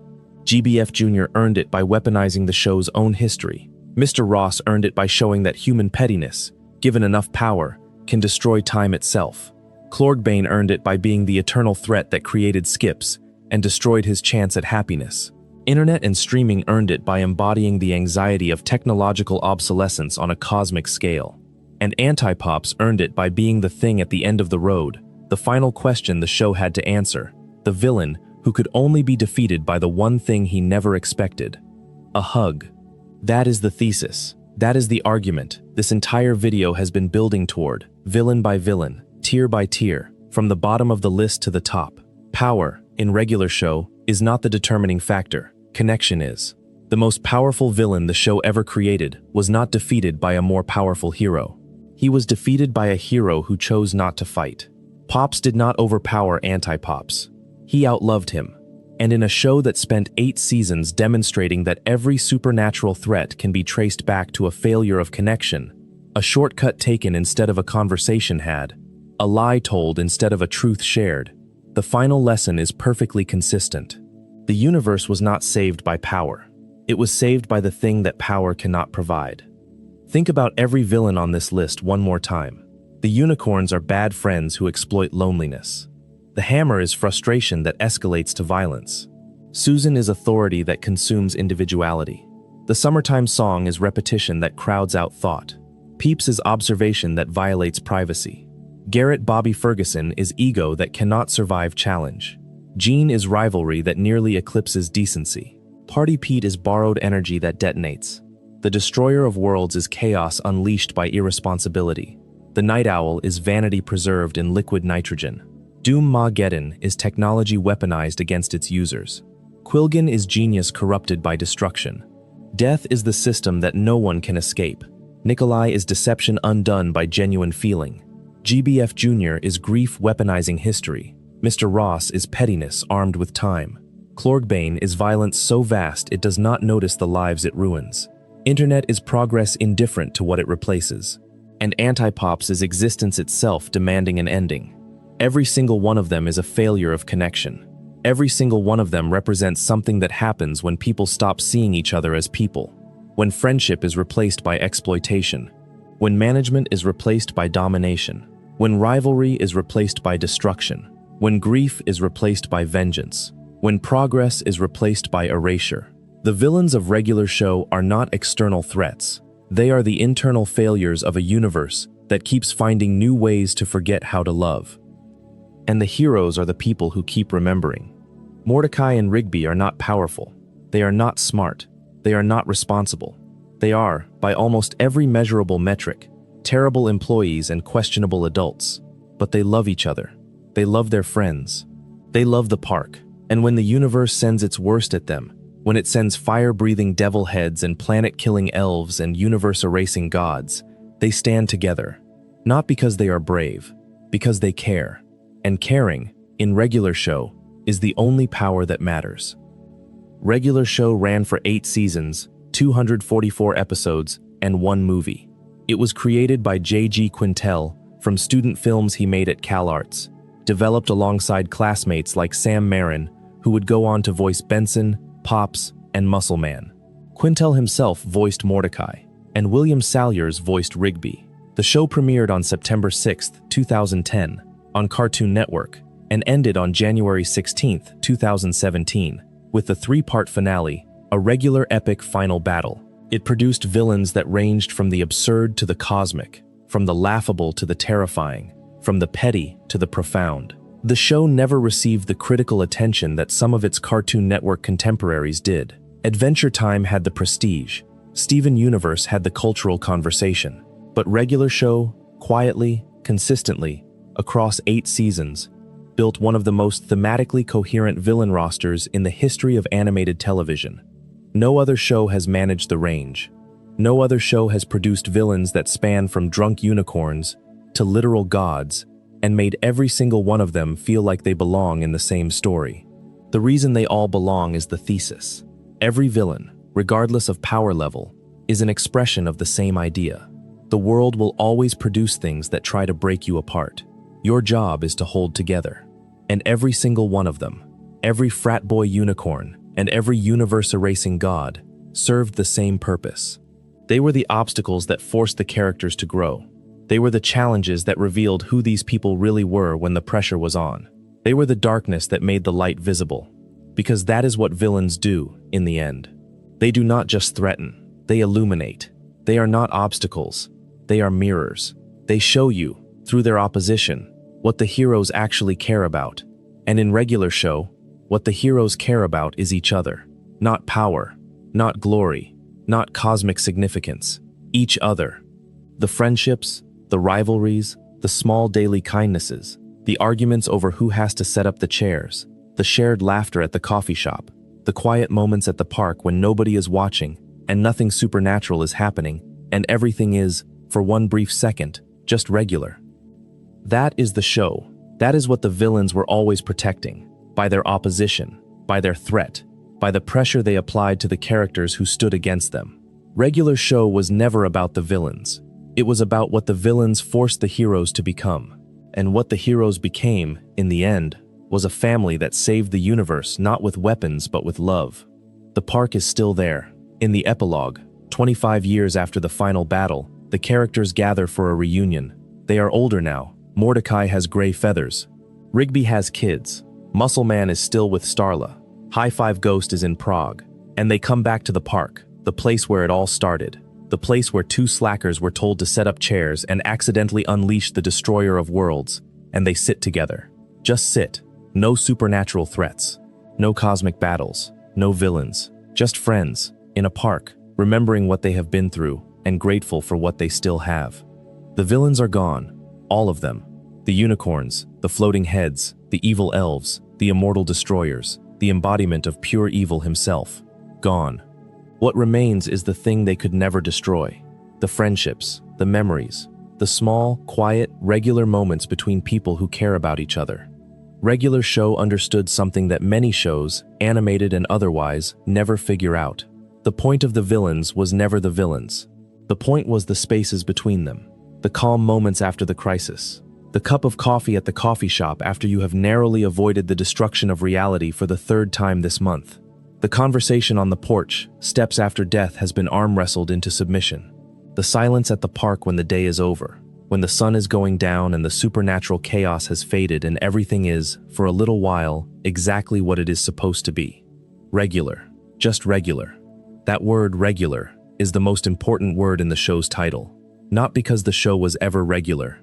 It was anything but because the aspiration toward regularity, toward normalcy, toward the simple, unremarkable piece of a day where nothing explodes and nobody gets erased from existence, is what drives every character and defines every conflict. The villains represent everything that disrupts the regular. The heroes represent the stubborn, irrational, beautiful insistence that the regular is worth fighting for. And it is. It always is. Whether you are fighting drunk unicorns or the embodiment of cosmic evil, whether the threat is a floating head with an ego or a god who can unmake the universe with a thought, the thing worth protecting is always the same. The park. The friends, the afternoon where you sit on the steps and do nothing and it is enough, the coffee at the coffee shop, the argument about who has to mow the lawn, the bet about who can eat the most chicken wings, the quiet drive home after a long day, the laugh that comes from nowhere and means everything, those moments, those regular, unspectacular, completely ordinary moments. Those are the things that the villains threaten and the heroes protect. Those are the stakes, not the universe. Though the universe is at stake too. The moments, the small ones, the ones that do not make it into highlight reels or epic final battles, the ones that happen when nobody is watching and nothing is at stake, and you are just alive, in a park, with people you care about, having a regular day. That is what Regular Show gave us, 8 seasons of escalating chaos that built, piece by piece, toward the simplest possible conclusion. Love is stronger than destruction, friendship is stronger than erasure, and the most powerful force in the universe is not the ability to unmake reality. It is the ability to hold someone close and refuse to let go. Pops knew that. He always knew that. The funny little lollipop man who said, "Jolly good show," and loved butterscotch ripple, and never quite understood the modern world, but understood, deeply and perfectly, and without hesitation, the importance of being kind. He knew that the answer to anti-pops was not a bigger punch. It was a hug, and he gave that hug knowing it would cost him his life, knowing he would never sit on the porch steps again, never taste butterscotch ripple again, never say jolly good show again. He gave everything so that his friends could keep having regular days. He gave everything so that Mordecai could become a painter, so that Rigby could marry Eileen, so that Muscle Man and Starla could grow old together in their trailer, so that Benson could own the park he spent his career managing, so that High Five Ghost could DJ in Prague with Celia, so that Skips could keep skipping, keep working, keep carrying Mona's memory in the rhythm of his steps for however many more centuries the universe allows. Pops died so that the regular could continue, and the regular, in the end, is the point. Not the cosmic battles, not the villain rankings, not the power levels or the reality warping or the existence erasure. The regular, the normal, the quiet, unexamined, perfectly ordinary business of being alive with people you love. That is what anti-pops could never understand. That is what none of the villains on this list could ever understand. The thing worth protecting is not impressive. It is not dramatic. It is not worthy of a cosmic battle or a 14 billion year cycle. It is just a park, just some friends, just another Tuesday, and it is everything. Jolly good show indeed. If you enjoyed the video, make sure to subscribe, and I'll see you in the next one.